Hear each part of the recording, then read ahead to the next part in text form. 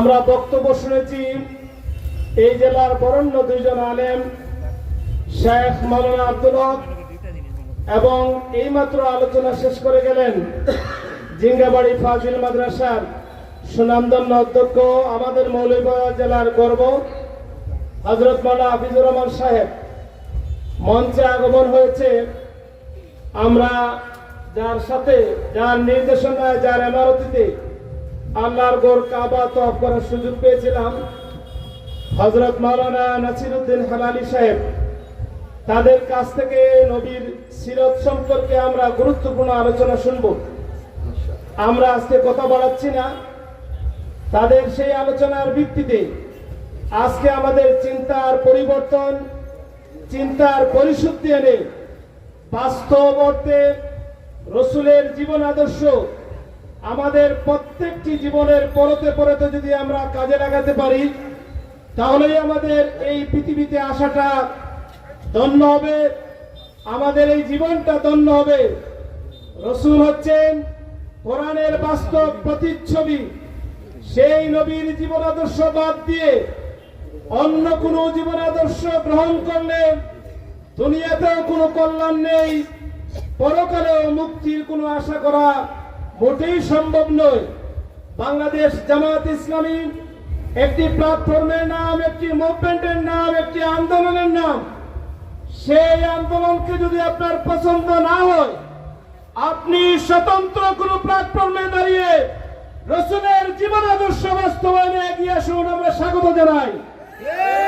কিন্তু রসুলের জীবন আদর্শ বাদ দিয়ে যে কোনো প্ল্যাটফর্মে দাঁড়িয়ে আপনি মানব রচিত কোনো জীবন আদর্শ বাস্তবায়নের চেষ্টা করুন, আপনার সেই জীবনে কোনো কল্যাণ বয়ে আসবে না। সেই জন্য আসুন, এজ এ মুসলিম আল্লাহর একজন গোলাম হিসেবে আমাদের প্রত্যেকের দায়িত্ব এবং কর্তব্য হচ্ছে যে মহান জীবন আদর্শ দিয়ে রসুলকে আল্লাহ পৃথিবীতে প্রেরণ করেছিলেন তার উত্তরসূরি হিসেবে প্রত্যেকটি মুসলমানের দায়িত্ব হচ্ছে সেই দ্বীন হকের পক্ষে কাজ করা, দ্বীন হককে প্রতিষ্ঠা করার, আন্দোলনকে ভগবান করা, জোরদার করা। সেই মহান আন্দোলনে সকল সম্পৃক্ত হয়ে নতুন বাংলাদেশকে নতুন দিগন্তে নিয়ে যাওয়ার উদাত্ত আহ্বান জানিয়ে আমার বক্তব্য শেষ করছি। আল্লাহ হাফেজ। বাংলাদেশ জিন্দাবাদ।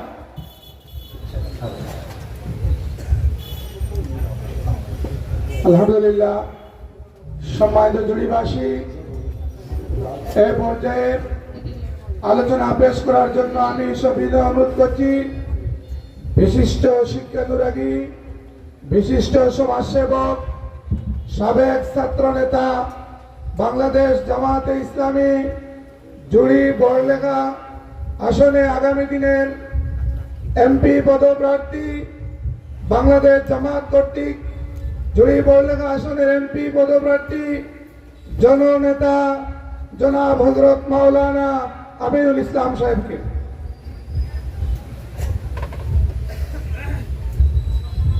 আসসালামু আলাইকুম ওয়া রাহমাতুল্লাহি তাআলা ওয়া বারাকাতুহু। ওয়া আলাইকুম আসসালাম ওয়া রাহমাতুল্লাহি তাআলা ওয়া বারাকাতুহু।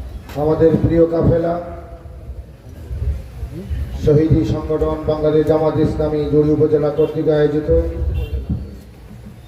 আজকের এই ঐতিহাসিক সিরাতুন নবী সাল্লাল্লাহু আলাইহি সাল্লাম মাহফিলের সম্মানিত সভাপতি, জুড়ি উপজেলার সংগ্রামী আমির মজলুম জননেতা হাফিজ নাজমুল ইসলাম, মঞ্চে উপবিষ্ট ইসলামী আন্দোলনের অনেক সিপাহসালার, বিশেষ করে বাংলাদেশ জামাত ইসলামী মৌলভীবাজার জেলার সংগ্রামী নায়েবে আমির,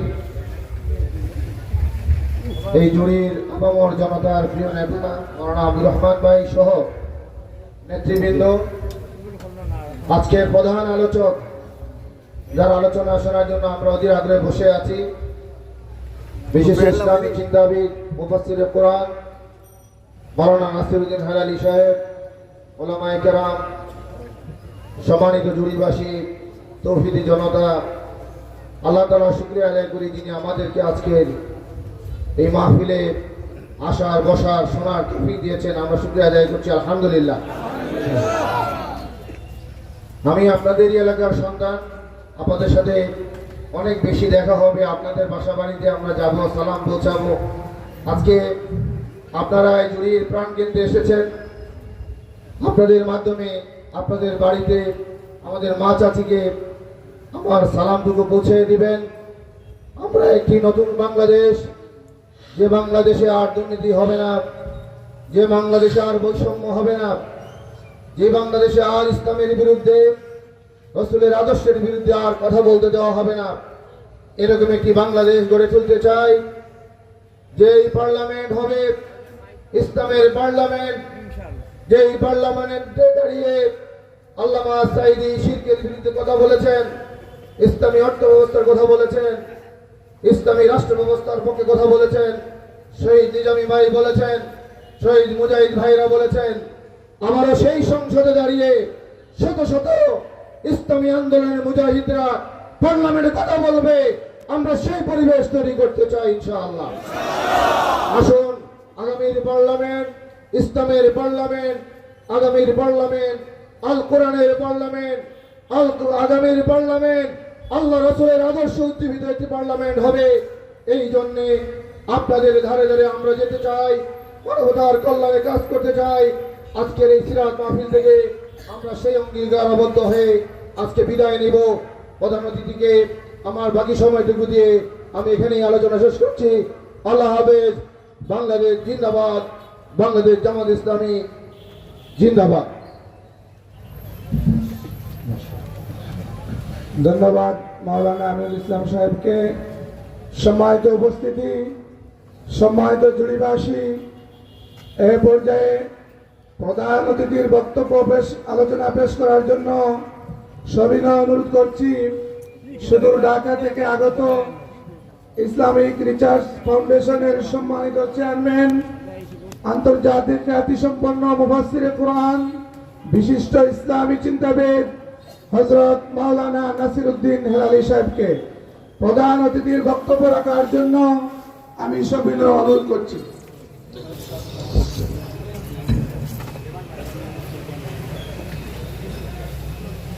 السلام عليكم ورحمة الله وبركاته।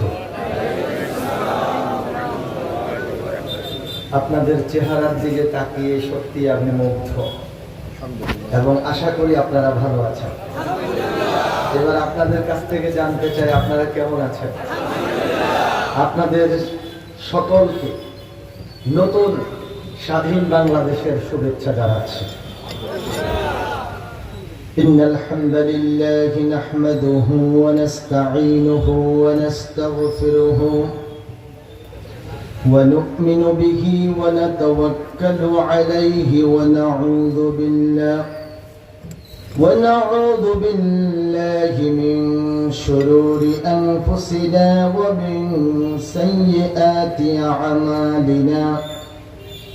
من يهده الله فلا مضل له ومن يضلله فلا هادي له. ونشهد أن لا إله إلا الله وحده لا شريك له. ونشهد أن محمدا عبده ورسوله الذي أرسله بالحق بشيرا ونذيرا وداعيا إلى الله بإذنه وسراجا منيرا. فقد قال الله سبحانه وتعالى في القرآن المجيد وفرقانه الحميد. أعوذ بالله من الشيطان الرجيم. بسم الله الرحمن الرحيم. هو الذي أرسل رسوله بالهدى ودين الحق ليظهره على الدين كله ولو كره المشركون يا أيها الذين آمنوا هل أدلكم على تجارة تنجيكم من عذاب أليم تؤمنون بالله ورسوله وتجاهدون في سبيل الله بأموالكم وأنفسكم ذلكم خير لكم إن كنتم تعلمون يغفر لكم ذنوبكم ويدخلكم جنات تجري من تحتها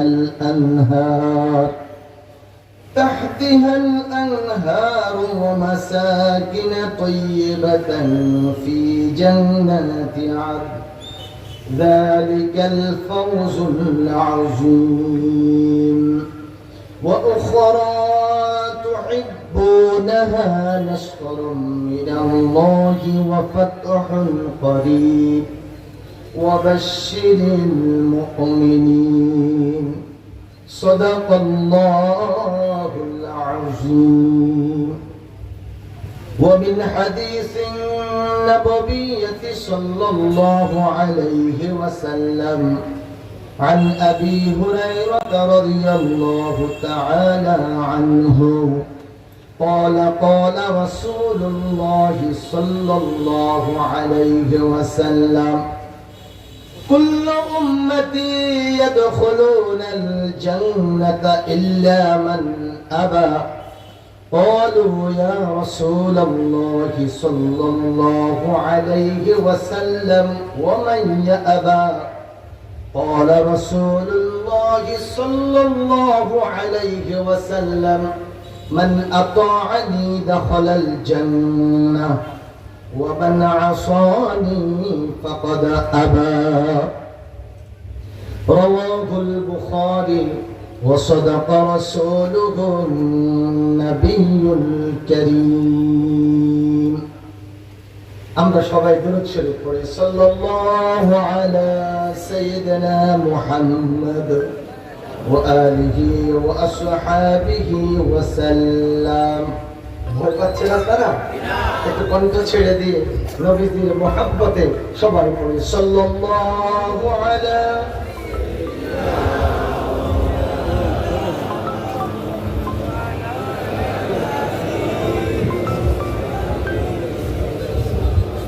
سلموا يا قوم بل صلوا على صدر الأمين مصطفى ما جاء إلا رحمة للعالمين بلغ العلا بكماله كشف الدجى بجماله حسنت جميع خصاله صلوا عليه وآله.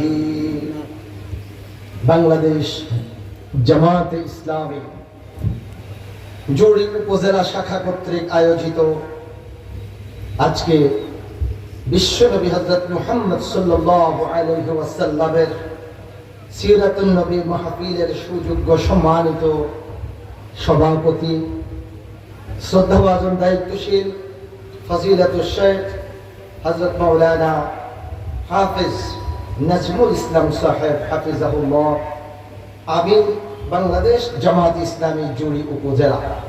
আল্লাহ পাক রব্বুল আলামিন আমার ভাইয়ের সকল দ্বীনি খেদমতকে কবুল করুন, হায়াতান তাইয়্যিবা দান করুন। মঞ্চে উপবিষ্ট রয়েছেন এই এলাকার জনমানুষের নয়নের মণি, যিনি সংগঠনের সিদ্ধান্ত ক্রমে যদি আল্লাহ কবুল করেন আপনারা সহযোগিতা করেন বাংলাদেশ জাতীয় সংসদে গিয়ে কোরআন সুন্নাহর পক্ষে যাতে কথা বলতে পারেন, বিশিষ্ট প্রাক্তন ছাত্র নেতা, বাংলাদেশ জামায়াতে ইসলামী ঢাকা মহানগরীর উত্তরের শেরেবাংলানগর থানার সুযোগ্য সম্মানিত আমির, জুরি এবং বড়লেখাবাসীর নয়নের মণি, বিশিষ্ট গবেষক, সমাজ সেবক, আমার অত্যন্ত মহব্বতের ভাই জনাব ফজিলতুল শেখ হযরত মাওলানা আমিনুল ইসলাম সাহেব হাফিজাহুল্লাহ, আল্লাহ পাক রব্বুল আলামিন তার কণ্ঠকে দ্বীনের জন্য কবুল করুন, তার জীবনকে একামতে দ্বীনের জন্য কবুল করুন। আল্লাহ পাক তাকে নির্বাচিত করে সুস্থতার সাথে সুন্দরভাবে জাতীয় সংসদে দাঁড়িয়ে কোরআন সুন্নাহর কথা যাতে বলতে পারেন, কোরআনের আইন যাতে সেখানে প্রণয়ন করতে পারেন, রাষ্ট্রীয়ভাবে আল্লাহ ওনাকে সেই তৌফিক দান করেন, আল্লাহুম্মা আমিন। মঞ্চ উপবিষ্ট রয়েছেন আপনাদের জুরি এবং বড়লেখার মানুষের নয়নের মণি, বিশিষ্ট সমাজ সেবক, বিশিষ্ট গবেষক, বিশিষ্ট আলেমে দ্বীন জনাব হযরত মাওলানা কারি আব্দুর রহমান সাহেব, নায়েবে আমির, মৌলভীবাজার জেলা, বাংলাদেশ জামায়াতে ইসলামী। অপরদিকে আমার আরাফাতি ভাই, আমরা একসাথে হজ করেছি। আল্লাহ পাক রব্বুল আলামিন ভাইকে সুস্থতার সাথে নেক হায়াত দারাজ করুন, আল্লাহুম্মা আমিন। মঞ্চে উপবিষ্ট সম্মানিত মেহমান বৃন্দ, ইসলামী আন্দোলনের একামতে দ্বীনের বাংলাদেশ জামায়াতে ইসলামীর বিভিন্ন পর্যায়ের সুযোগ্য সম্মানিত দায়িত্বশীল বৃন্দ, সম্মানিত সুধী মণ্ডলী, হযরত উলামায়ে কেরাম, আমি এসে যাকে পেয়েছি আমার অত্যন্ত শ্রদ্ধাভাজন মুরব্বী, বৃহত্তর সিলেটের গর্ব, বিশিষ্ট আলেমে দ্বীন, গবেষক হযরতুল আল্লাম জনাব হযরত মাওলানা হাফিজুর রহমান সাহেব, প্রিন্সিপাল জিন্দাবাড়ি ফাজিল ডিগ্রি মাদ্রাসা। আল্লাহ পাক আমার শ্রদ্ধেয় বড় ভাইয়ের জবানকে আল্লাহর দ্বীনের জন্য কবুল করুন। 15 বছর 7 মাস যখন আমাদেরকে কৌশল করে কথা বলতে হচ্ছিল, একটি মুহূর্তের জন্য আমাদের এই মাওলানা হাফিজুর রহমান সাহেব এক সুতা পরিমাণ একামতে দ্বীন থেকে এদিক সেদিক হন নাই। আল্লাহ কবুল করুন। আলোচনা পেশ করেছেন আমাদের আরেকজন প্রিয় ভাই, বাংলাদেশ মাজলিসুল মুফাসসিরিনের মৌলভীবাজার জেলা শাখার সুযোগ্য সম্মানিত সভাপতি, বিশিষ্ট আলেমে দ্বীন জনাব হযরত মাওলানা শেখ আব্দুল হক সাহেব হাফিজাহুল্লাহ। আল্লাহ পাক আমার ভাইয়ের কণ্ঠকে দ্বীনের জন্য কবুল করুন, আল্লাহুম্মা আমিন। এছাড়াও অন্যান্য সম্মানিত উলামায়ে কেরাম, সম্মানিত তাওহীদি জনতা, সম্মানিত তাওহীদি ছাত্র জনতা, জুড়িবাসী, শুরুতেই রব্বুল আলামিনের শুকরগুজার হচ্ছে যে রব্বুল আলামিন আমাদের মাথার উপর থেকে সেই 15 বছর 7 মাসের বিশাল বড় পাহাড় সরাই দিয়েছেন। আমরা মুসলমানের দেশ, এই বাংলাদেশ 94.6% মুসলমানের দেশে আল্লাহু আকবার তাকবীর দিতে পারতাম না। মুক্ত কণ্ঠে মুক্ত মঞ্চে কোরআন সুন্নাহর কথাগুলো বলতে পারতাম না। কোথাও কোরআনের মাহফিলে যাওয়ার সময় পরিবার থেকে বিদায় নিয়ে যেতাম যে মাহফিল শেষ করে স্টেজ থেকে নামতে পারবো কিনা, বাসায় আসতে পারবো কিনা, নাকি থানায় গিয়ে আমাকে রাত্রি যাপন করতে হয়, নাকি জেলখানায় চলে যেতে হয়। আমাদের অনেক উলামায়ে কেরাম মাহফিল স্টেজ থেকে গ্রেফতার হয়ে তাদেরকে কারাবরণ করতে হয়েছে কিনা বলেন। আমার বন্ধুগণ, সেই মাথার উপর থেকে জালেমের তৈরি করা পাহাড় আল্লাহ পাক রব্বুল আলামিন আমাদের থেকে সরাই দিয়েছেন। সেই জন্য আবারও রব্বুল আলামিনের শুকরগুজার হচ্ছি। আমরা সবাই পড়ি আলহামদুলিল্লাহ। আজকের এই মাহফিলে আমি অত্যন্ত শ্রদ্ধার সাথে দিল থেকে মহব্বত থেকে স্মরণ করছি যারা 2006 সালের 28শে অক্টোবর সেই পল্টনে লগি বৈঠার আক্রমণে আমাদের কয়েকজন ভাই শাহাদাত বরণ করেছেন, যাদেরকে পিটিয়ে পিটিয়ে এখনো ভিডিওগুলো আপনারা ইউটিউবে দেখতে পাবেন, সুস্থ মানুষ, দাঁড়ানো মানুষ পিটাতে পিটাতে রাস্তার উপর শোয়াই ফেলছে, এরপরে তাকে হত্যা করা হয়েছে। সেই লাশের উপর তারা নাচানাচি করে আনন্দ করেছে। সেই শহীদদেরকে আল্লাহ পাক শহীদ হিসেবে কবুল করে জান্নাতুল ফেরদাউস নসিব করুন, আল্লাহুম্মা আমিন। রব্বুল আলামিনের কাছে দোয়া করছি, ডক্টর ফখরুদ্দিন আহমেদ এবং মঈনুদ্দিন আহমেদের সরকার 2 বছর তারা চুলচারা বিশ্লেষণ করেছেন যে বিভিন্ন রাজনৈতিক দলের মন্ত্রী, মিনিস্টার, এমপিরা গ্রেপ্তার হয়েছে, কিন্তু জামাত ইসলামের 2 মন্ত্রীকে এখনো গ্রেপ্তার করতে পারেনি। 2 বছর তারা চেষ্টা করেছে, মন্ত্রণালয় সহ সারা দেশের কোথাও 0% তাদের কোন দুর্নীতি খুঁজে পায় না। সেরকম আমাদের নিরপরাধ দায়িত্বশীলদের গায়ের মধ্যে তারা কাদা লাগিয়ে তথাকথিত বিচারের নামে তারা জুডিশিয়াল কিল করেছে আমাদের শ্রদ্ধেয় আমিরে জামাত মাওলানা মতিউর রহমান রিজভী রাহিমাহুল্লাহকে। যখন আমাদের আমিরে জামাত উমরায় গিয়েছেন, কেউ তো বলেছেন দেশের পরিস্থিতি তো ভালো না, আপনি সৌদি আরবে থেকে যান। আমাদের মীর কাসেম আলী ভাইকে বলেছেন, আপনি উমরা করেছেন আর যাইয়েন না, আপনি আমাদের সৌদি আরবে থাকেন। ওনাদের জবাব ছিল একটা, আমরা যদি সৌদি আরবে থেকে যাই বা অন্য কোথাও থেকে যাই তাহলে সবাই ভাববে আমরা অপরাধী, আমরা ভয় করে বাংলাদেশে যাচ্ছি না, আমরা নিরপরাধ। বাংলার জমিনে যাওয়ার পর যদি আমাদের জীবন চলে যায়, যদি আমাদেরকে ফাঁসিতে ঝুলানো হয়, তারপরেও আমরা সেই বাংলার জমিনে পরিচ্ছন্ন অবস্থায় নিজেদের জীবন দেব। মানুষ জানবে একামতে দ্বীনের ইসলামী আন্দোলনের নেতা কর্মীরা, দায়িত্বশীলরা জীবন দেয় তবে পালিয়ে যায় না। যারা 15 বছর 7 মাস বাংলার জমিনে শাসন করছে, অন্যায় করছে, জুলুম করেছে, নিজের দেশটাকে ঘোষণা দিয়েছে আমার বাবা দেশ স্বাধীন করেছে, এই দেশ আমার, আমি যা ইচ্ছা তাই করব, কিন্তু শেষ পর্যন্ত আবাবিলের আন্দোলনের মুখে সেই 15 বছর 7 মাসের শাসক পালিয়ে যেতে বাধ্য হয়েছে। আল্লাহ পাক রব্বুল আলামিন আমাদের মাথার উপর থেকে এই আযাব এবং গজবকে দূর করেছে। আমরা সবাই পড়ি আলহামদুলিল্লাহ। যেই সমস্ত ছাত্র জনতা, আবু সাইদ, মুগ্ধ সহ যারা নিজেদের বুককে পেতে দিয়েছে এই জালিম সরকারকে উৎখাত করার জন্য, আল্লাহ তাদের সকলকে প্রায় 1047 জন তরুণ, কিশোর, ছাত্র, শিশু, নারী, শ্রমিক সব মিলিয়ে প্রায় 1048 জন আল্লাহ পাক রব্বুল আলামিন তাদের সকলকে শহীদ হিসেবে কবুল করে জান্নাতুল ফেরদাউস নসিব করুন, সবাই পড়ে আমিন।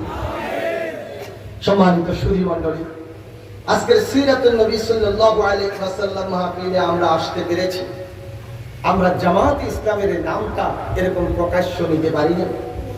এমনকি কোথাও যদি আমরা ঘরের মধ্যে গোপনে কোনো প্রোগ্রাম করছিলাম, আমাদের সাথে কোরআন রয়েছে, আমাদের সাথে হাদিস রয়েছে, আমাদের সাথে ইসলামিক বই পুস্তক রয়েছে, সেখানে গিয়ে পুলিশ হানা দিয়ে আমাদের ভাইদেরকে, আমাদের বোনদেরকে, আমাদের মেয়েদেরকে গ্রেফতার করেছে আর বলেছে এরা দেশের বিরুদ্ধে ষড়যন্ত্র করছে। তাদের কাছে জঙ্গির বই পুস্তক পাওয়া গেছে, আর সেই জঙ্গির বই পুস্তক থেকে, সেই জঙ্গির বই পুস্তক হচ্ছে কোরআন। নাউজুবিল্লাহ বলবো না? এখন যেহেতু আমরা সুন্দর একটা পরিবেশ পেয়েছি, দীর্ঘ 15 বছর 7 মাস আপনারা আল্লাহ পাকের জমিনে তাকবীরটা দিতে পারেন নাই, আমি আজকে আপনাদেরকে 1 মিনিট সময় দিচ্ছি।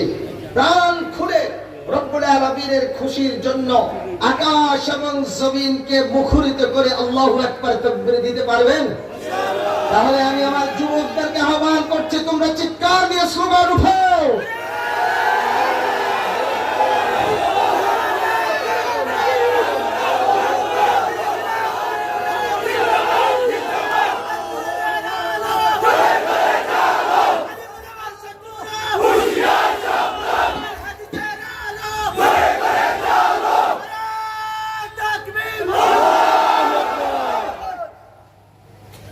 আপনাদের মনের কষ্ট দূর হয়েছে? আল্লাহ পাক রব্বুল আলামিন কিয়ামত পর্যন্ত আমাদের বাংলাদেশকে মুসলমানদের হাতে তুলে দেন। সম্মানিত সুধী মণ্ডলী, আমি আপনাদের খেদমতে আজকের এই সিরাতুন নবী সাল্লাল্লাহু আলাইহি ওয়াসাল্লাম মাহফিলে রাসূল করিম সাল্লাল্লাহু আলাইহি ওয়াসাল্লামের সিরাত নিয়ে আল্লাহ পাক রব্বুল আলামিন পুরা কোরআন 30 পারায় নাযিল করেছেন। এর মধ্যে 61 নাম্বার সূরা, সূরাটার নাম হচ্ছে সূরাতুস সফ। সেই সূরা সফের 9, 10, 11, 12, 13 এই কয়টি আয়াতে কারিমা তেলাওয়াত করেছি।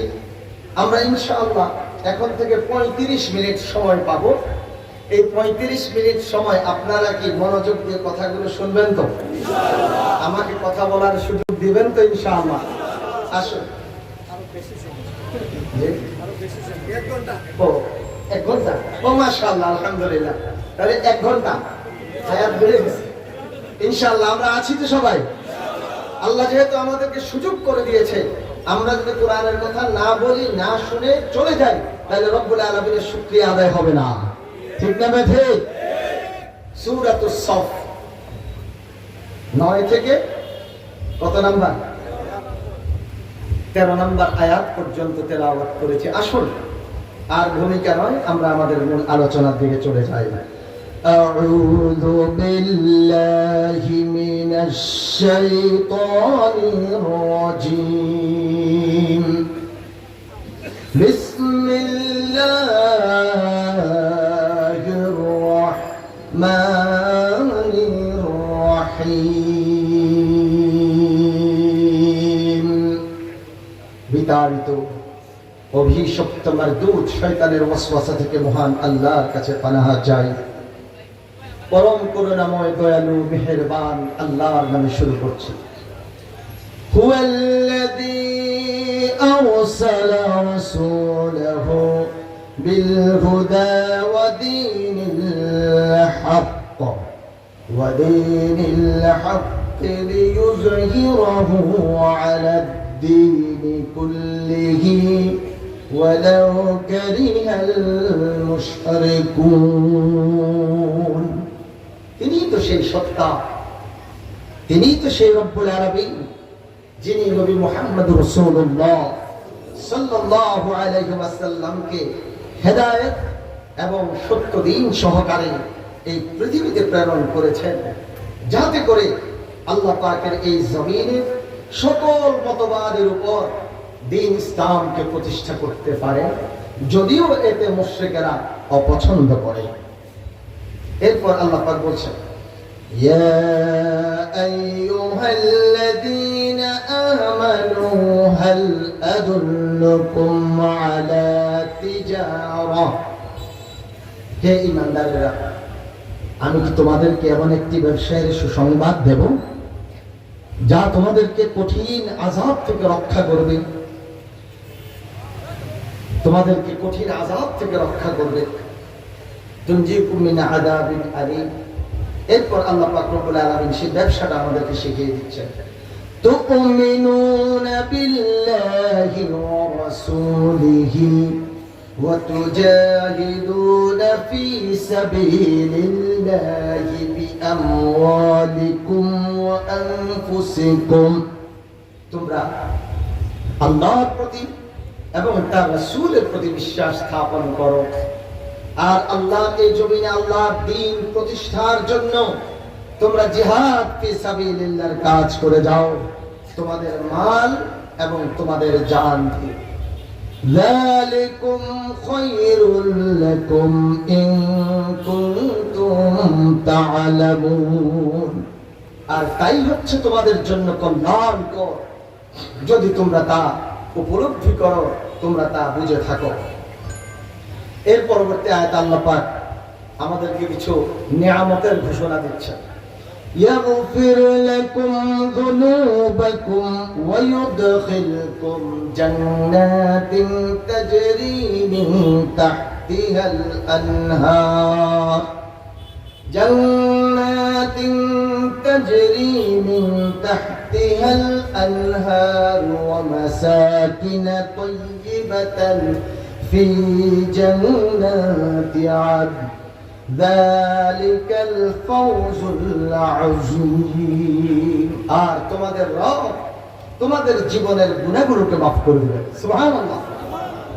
এবং তোমাদেরকে এমন জান্নাতে প্রবেশ করাবেন, এমন চিরস্থায়ী জান্নাত, যে জান্নাতের পাদদেশে নদী সমূহ প্রবাহিত। আর তাই হচ্ছে তোমাদের জন্য শ্রেষ্ঠ সফলতা। এরপর 13 নম্বর আয়াতে আল্লাহ পাক বলছেন, ওয়া উখরা তুহিব্বুনাহা নাসরুম মিনাল্লাহি ওয়া ফাতহুন করিব ওয়া বাশশিরিল মুমিনিন। আর দ্বিতীয়টা তোমরা পছন্দ করবে, তোমরা ভালোবাসবে, সেটা হলো আল্লাহর পক্ষ থেকে সাহায্য এবং অতি নিকটতম বিজয়। হে রাসূল সাল্লাল্লাহু আলাইহি ওয়াসাল্লাম, আপনি ঈমানদার ব্যক্তিদেরকে সুসংবাদ দিন। মহান আল্লাহ সত্যই বলেছেন। সম্মানিত সুধী মণ্ডলী, এই হচ্ছে আমাদের তেলাওয়াতকৃত আয়াতগুলোর সরল অনুবাদ। এবার আমরা তাফসীরের দিকে যাচ্ছি। সূরাটার নাম হচ্ছে সূরাতুস সফ। একটু আমার সাথে কথা বলবেন। 61 নম্বর সূরা। বলেন কত নাম্বার? সূরাটার নাম সূরা সফ। কারো নাম আব্দুর রহমান, কারো নাম আব্দুর রহিম, চিনার জন্য নামগুলো রাখা হয়, ঠিক? কোরআনুল কারীমেরও নামকরণের পেছনে সার্থকতা রয়েছে।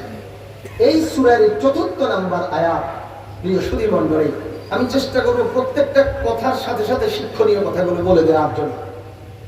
4 নম্বর আয়াতে কারিমায় এই সূরাটির নাম রয়েছে ইন্নাল্লাহা ইউহিব্বুল্লাযীনা ইউকাতিলুনা ফী সাবিলিহি সাফফান কাআন্নাহুম বুনয়ানুম মারসুস।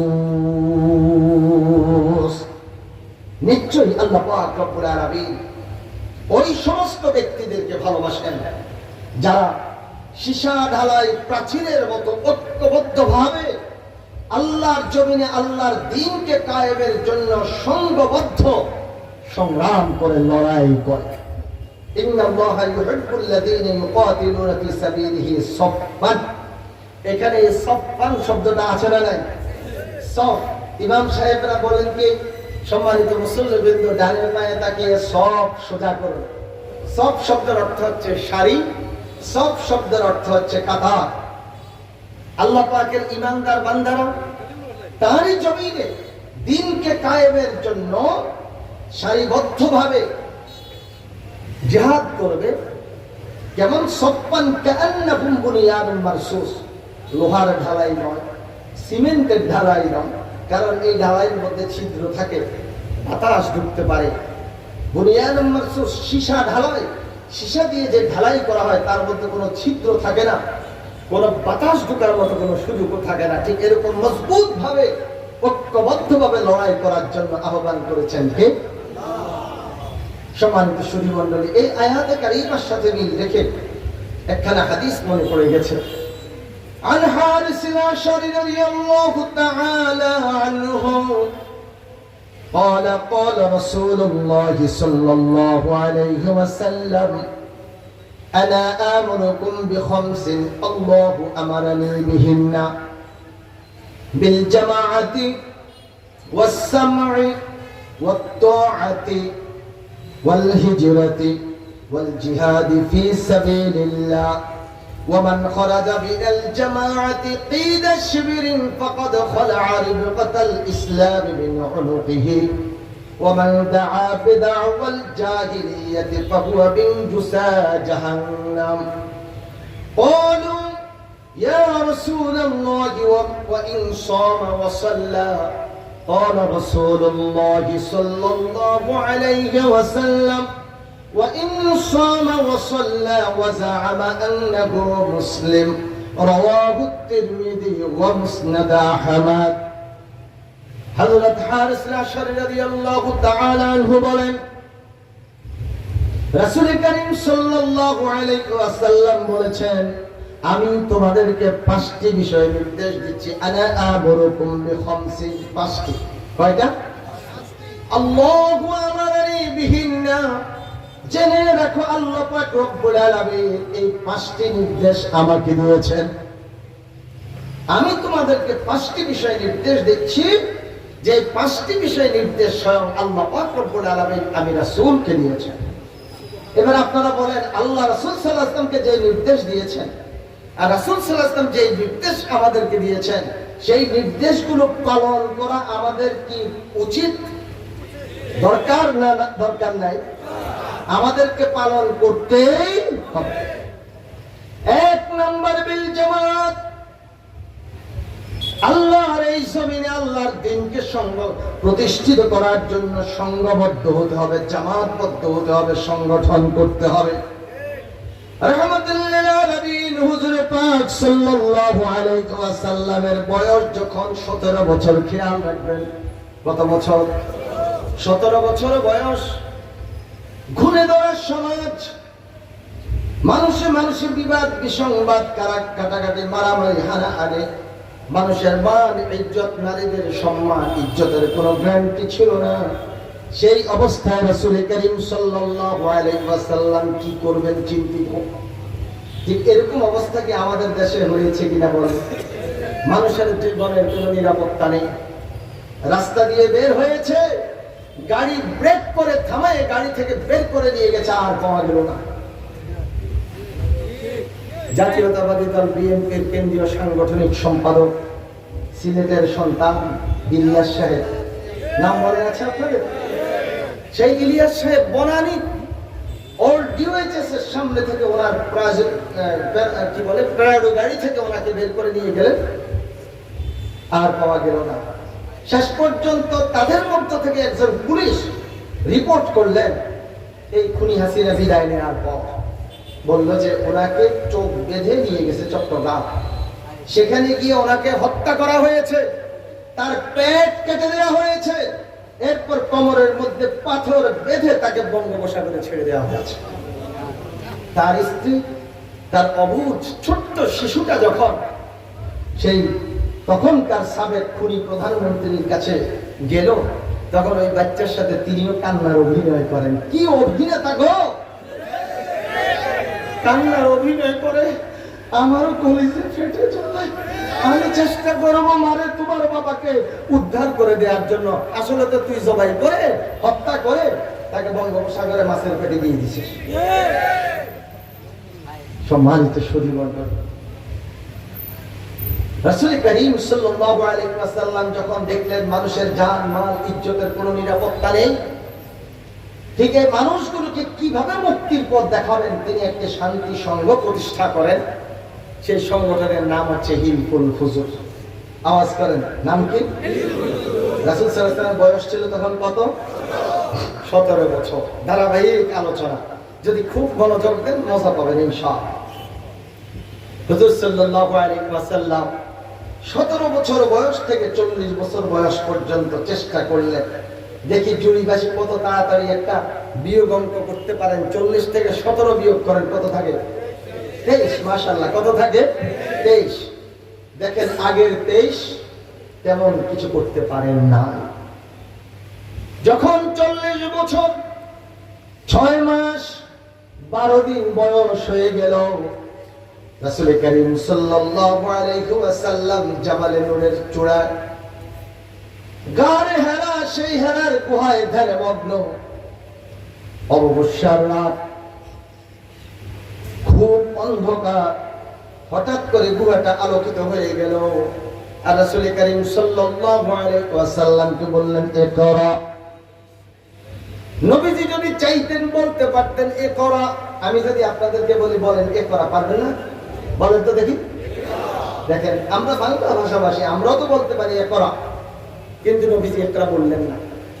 না বলে তিনি বললেন আনা মা বিকরিন, আমি তো পড়ার মানুষ না, আমি পড়ার লোক না, আমি পড়তে পারি না। এবার জিবরাইল আলাইহিস সালাম জড়াই ধরলেন।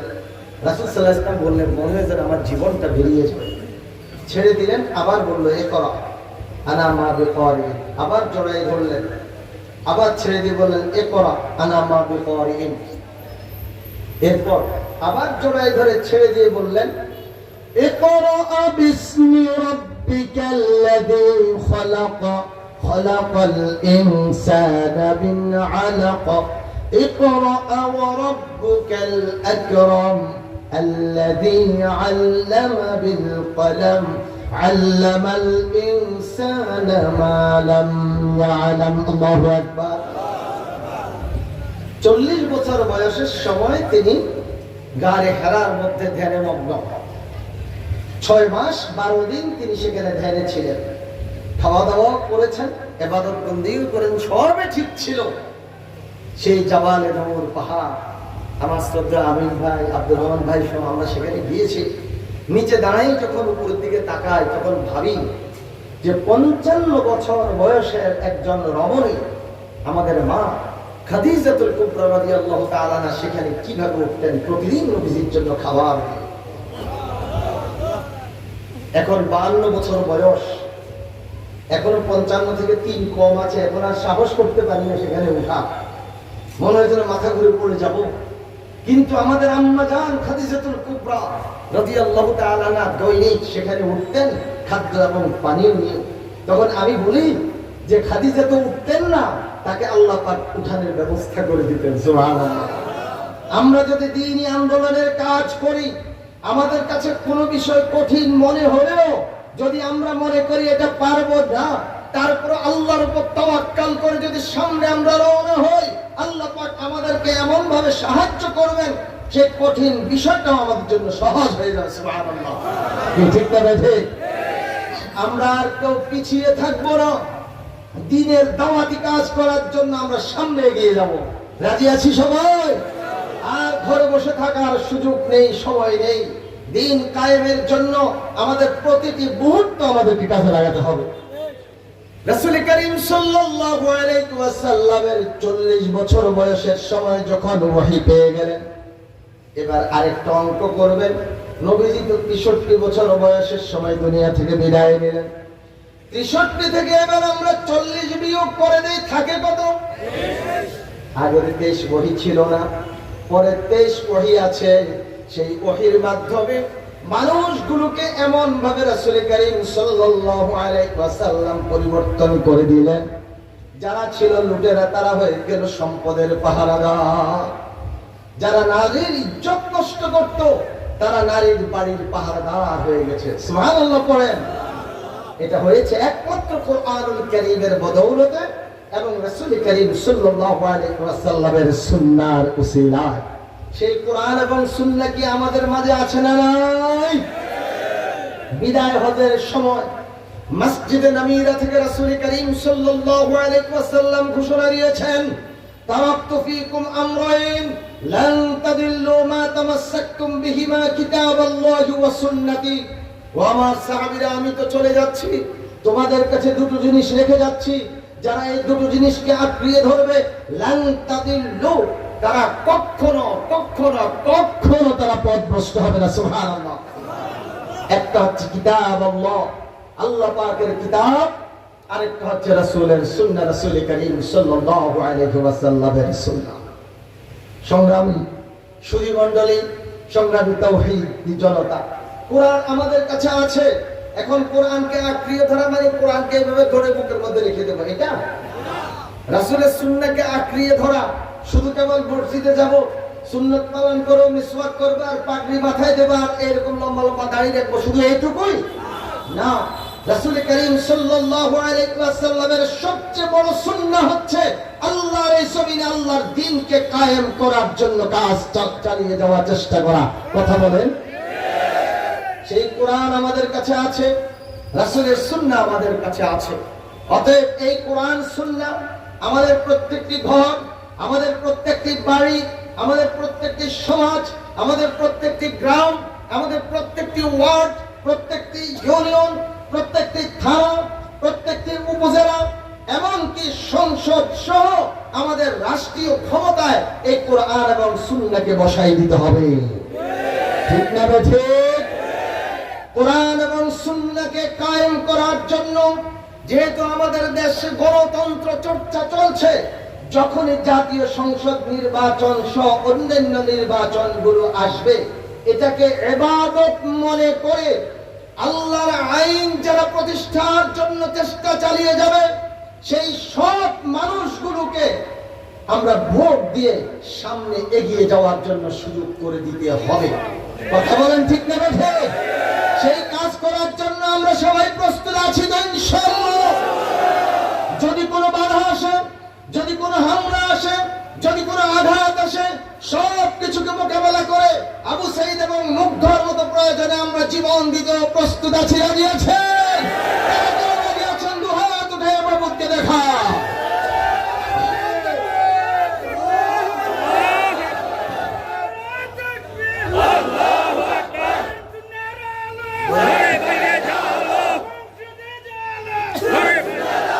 আলহামদুলিল্লাহ। আল্লাহ তুমি কবুল করো, সবাই পড়ে আমিন। আনা আমুরুকুম বিখামসিন আল্লাহু আমারানি বিহিন্না বিল জামাআতি ওয়াস সামঈ। এক নাম্বার ইসলামী সংগঠন করতে হবে। দ্বিতীয় নাম্বার বিস সামঈ। ইসলামী সংগঠন যখন আপনি করবেন, সংগঠন পরিচালনার জন্য দায়িত্বশীল বর্গ থাকবেন, তাদের কথাগুলো মনোযোগ সহকারে শুনতে হবে। ফাসমাউ, একটা হলো শুনো, ফাসমাউ মনোযোগ দিয়ে শোনো, শুনো। ওয়া আতিউ, এবং আনুগত্য করো। বিল জামাআতি ওয়াস সামঈ। তৃতীয় নাম্বার ওয়া তাআত, সেই দায়িত্বশীলের আনুগত্য করো। এই কাজগুলো করতে গেলে বিপদ আসবে, মুসিবত আসবে, জুলুম আসবে। অতীতে কি এসেছিল না? যারা কোরআনের কথা বলে তারা ঘর বাড়িতে থাকতে পারতো না।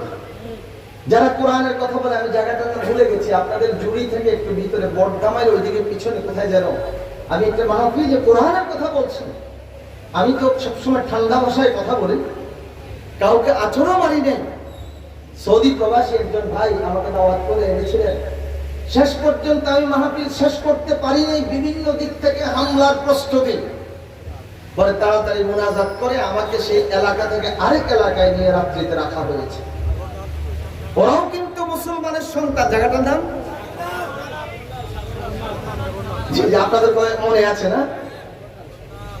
সম্মানিত সুরী মণ্ডলী, ওরাও মুসলমানের সন্তান।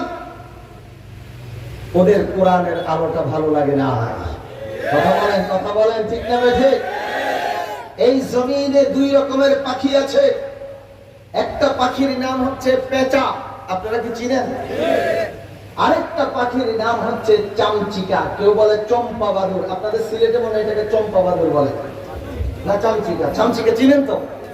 আচ্ছা, পেঁচা এবং চামচিকা এগুলো কি সূর্যের আলোর মধ্যে দেখা যায়? সূর্যের আলো দেখা যায় না। এরা রাতের অন্ধকারে লুকিয়ে থাকে, দিনের বেলা ঝোপঝাড়ের মধ্যে লুকিয়ে থাকে। যখন সূর্য ডুবে যায়, রাতের অন্ধকার নেমে আসে, তখন এই চামচিকা এবং পেঁচা তারা তাদের আহারের সন্ধানে বের হয়। ঠিক না বেঠে? যারা আমাদের কোরআনের মাহফিল গুলোতে বাধা দিয়েছিল, এরা যদি মুসলমানের সন্তান পরিচয় দিয়ে থাকে, স্পষ্ট কণ্ঠে বলতে চাই, এরা হচ্ছে বর্তমান যুগের ডিজিটাল চামচিকা আর ডিজিটাল পেঁচা।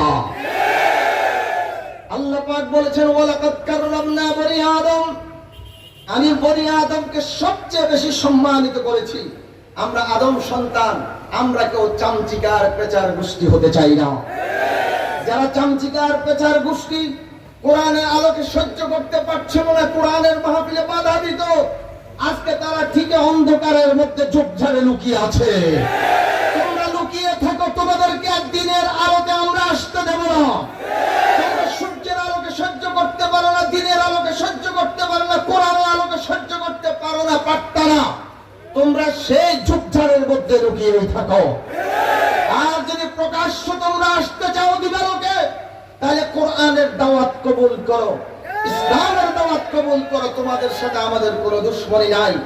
তোমরা যদি কোরআন সুন্নাহর দাওয়াত কবুল করে আসো, আমরা তোমাদেরকে আলিঙ্গন করব। কি কথা বলেন? কারোর সাথে আমাদের কোনো আইন ঠেলাঠেলি নেই, কোনো দুশ্মনী নাই। হযরত আকরামা রাদিয়াল্লাহু তাআলা আনহু, তার আব্বার নাম জানেন আপনারা? আকরাম, মাশাআল্লাহ। কে বলছেন? কে বলছেন? আপনারা? মাশাআল্লাহ। আকরামা ইবনে আবু জাহল। সেই আকরামা, আপনারা যদি তাফসীর ইবনে কাসির খোলেন, তাফসীর রুহুল মাআনি খোলেন, খুব গুরুত্বপূর্ণ বড় বড় তাফসীর খোলেন, দেখবেন হযরত আকরামা রাদিয়াল্লাহু তাআলা এই বলেছেন। ওনার তাফসীর, ওনার মতামত, এটা তাফসীর গুলোতে পর্যন্ত গ্রহণযোগ্য। রাসূল করিম সাল্লাল্লাহু আলাইহি ওয়াসাল্লাম কয়েকজনের ব্যাপারে বলেছিলেন, তারা যদি কাবার গিলাফের ভিতরেও আশ্রয় নেয়, তারপরও তাদেরকে ধরো আর কতল করো। এর মধ্যে একজন ছিল আকরামা রাদিয়াল্লাহু তাআলা আনহু। তার স্ত্রী এসে বললেন, ইয়া রাসূলুল্লাহ, আমি ঈমান আনলাম, কলমা পড়েছি, লা ইলাহা ইল্লাল্লাহু মুহাম্মাদুর রাসূলুল্লাহ। তুমি কে? আমি আবু জাহেলের পুত্র আকরামার স্ত্রী। ইয়া রাসূলুল্লাহ, আমি ঈমান এনেছি, আমাকে কি মাফ করে দেবেন? আমি মাফ করা লাগবে না, তুমি ঈমান এনেছো, আল্লাহ মাফ করে দিয়েছেন। এখন আমার স্বামী, তার ব্যাপারে তো আপনি দণ্ড দিয়ে দিয়েছেন, ধরতে পারলে তাকে কতল করো। আমি আপনার কাছে তার জন্য আমান চাই, নিরাপত্তা চাই। রাসূল সাল্লাল্লাহু আলাইহি ওয়াসাল্লাম বলেন, আমি নিরাপত্তা দিলাম যদি সে ঈমান আনে। সুবহানাল্লাহ পড়েন। সে ঠিক ততক্ষণে জিদ্দা চলে গেছে, জাহাজে উঠে গেছে। তার স্ত্রী চলে গেল। তার স্ত্রী গিয়ে তাকে আওয়াজ করলো, স্বামী গো আমার, আমি রাসূল সাল্লাল্লাহু আলাইহি ওয়াসাল্লামের কাছ থেকে আমান নিয়ে এসেছি, যদি আপনি দ্বীন গ্রহণ করেন, ইসলাম কবুল করেন, আল্লাহ আপনাকে মাফ করে দিবেন, রাসূলও মাফ করে দিবেন। আকরামা রাদিয়াল্লাহু তাআলা সেখান থেকে নেমে চলে আসলেন, এসে রাসূল সাল্লাল্লাহু আলাইহি ওয়াসাল্লামের কাছে গিয়ে কলমা পড়লেন, মুসলমান হলেন। এরপর আকরামা রাদিয়াল্লাহু তাআলা আনহুর হায়াতে জিন্দেগিতে যতগুলো যুদ্ধ হয়েছে, প্রত্যেকটা যুদ্ধে তিনি একেবারে সর্বাগ্রে ছিলেন, যে রাসূলের আমি দুশমনি করেছিলাম, অনেকগুলো যুদ্ধে মুসলমানকে হত্যা করেছিলাম, অতএব আমি যদি শাহাদাতের পেয়ালা পান করতে পারি, তাহলে আমার পায়ের চ্যুত করা হবে। সুবহানাল্লাহ। শেষ পর্যন্ত আকরামা রাদিয়াল্লাহু তাআলা আনহু তিনি ইয়ারমুকের যুদ্ধে শাহাদাতের পেয়ালা পান করেছিলেন। তাও কি অবস্থায়? ওনার চাচা হারিস ইবনে হিশাম, আবু জাহেলের ছোট ভাই, আহত হয়ে পানি পানি করতেছেন। তখন বললেন যে না, আমাকে না, আরেকজন পানি চাচ্ছে, তাকে পানি দাও। এরপর ওনাকে পানি দিবেন, উনি বলছেন না, আমাকে না, আরেকজন চিৎকার করছে, উনি আকরামা রাদিয়াল্লাহু তাআলা আনহু, ওনাকে। আকরামা বলছে, আমাকে না, আমার চাচাকে পানি দাও। সেই পানি আবার চাচার কাছে যেতে যেতে একে একে তিনজন শহীদ হয়ে গিয়েছেন। সেই আকরামা রাদিয়াল্লাহু তাআলা আনহু কত বড় সন্ত্রাসী ছিল, কত বড় খুনি ছিল, কিন্তু যখন দিন ইসলাম কবুল করেছে, রাসূল সাল্লাল্লাহু আলাইহি ওয়াসাল্লাম তাকে আলিঙ্গন করে বুকে জড়ায় ধরেছেন। আমরা তো সেই রাসূলের উত্তরসূরি, আমরা সেই দিন থেকে শিক্ষা গ্রহণ করেছি। যারা 15 বছর 7 মাস আমাদের মুসলমানদের উপর জুলুম করেছো, অত্যাচার করেছো, অন্যায় করেছো, আমাদের নিরপরাধ নেতৃবৃন্দকে ফাঁসিতে ঝুলিয়েছো, আমাদের আমির জামাত শাহজালাল রহমতুল্লাহ আলাইহির পুণ্যভূমি থেকে মনে হয় যেন আরেকজন শাহজালালকে আল্লাহ পাক আমাদের মাঝে পাঠিয়ে দিয়েছেন। আল্লাহু আকবার। আমির জামাত সংগঠনের পক্ষ থেকে বলে দিয়েছেন, আমরা তাদেরকে মাফ করে দিলাম। ক্ষমা করা কত বড় মহৎ গুণ, ক্ষমা করে দিলাম। তারপর আমরা বলতে চাই, তোমরা লুকিয়ে থাকার দরকার নাই। আমাদের ইউনিট আছে, আমাদের ইউনিয়ন আছে, আমাদের ওয়ার্ড আছে, আমাদের সংগঠন প্রত্যেকটা বাড়িতে বাড়িতে আছে। তাদের সাথে যোগাযোগ করে তওবা করেন, ইস্তেগফার করেন, দ্বীনের পথে চলে আসুন, আল্লাহ মাফ করে দিবে।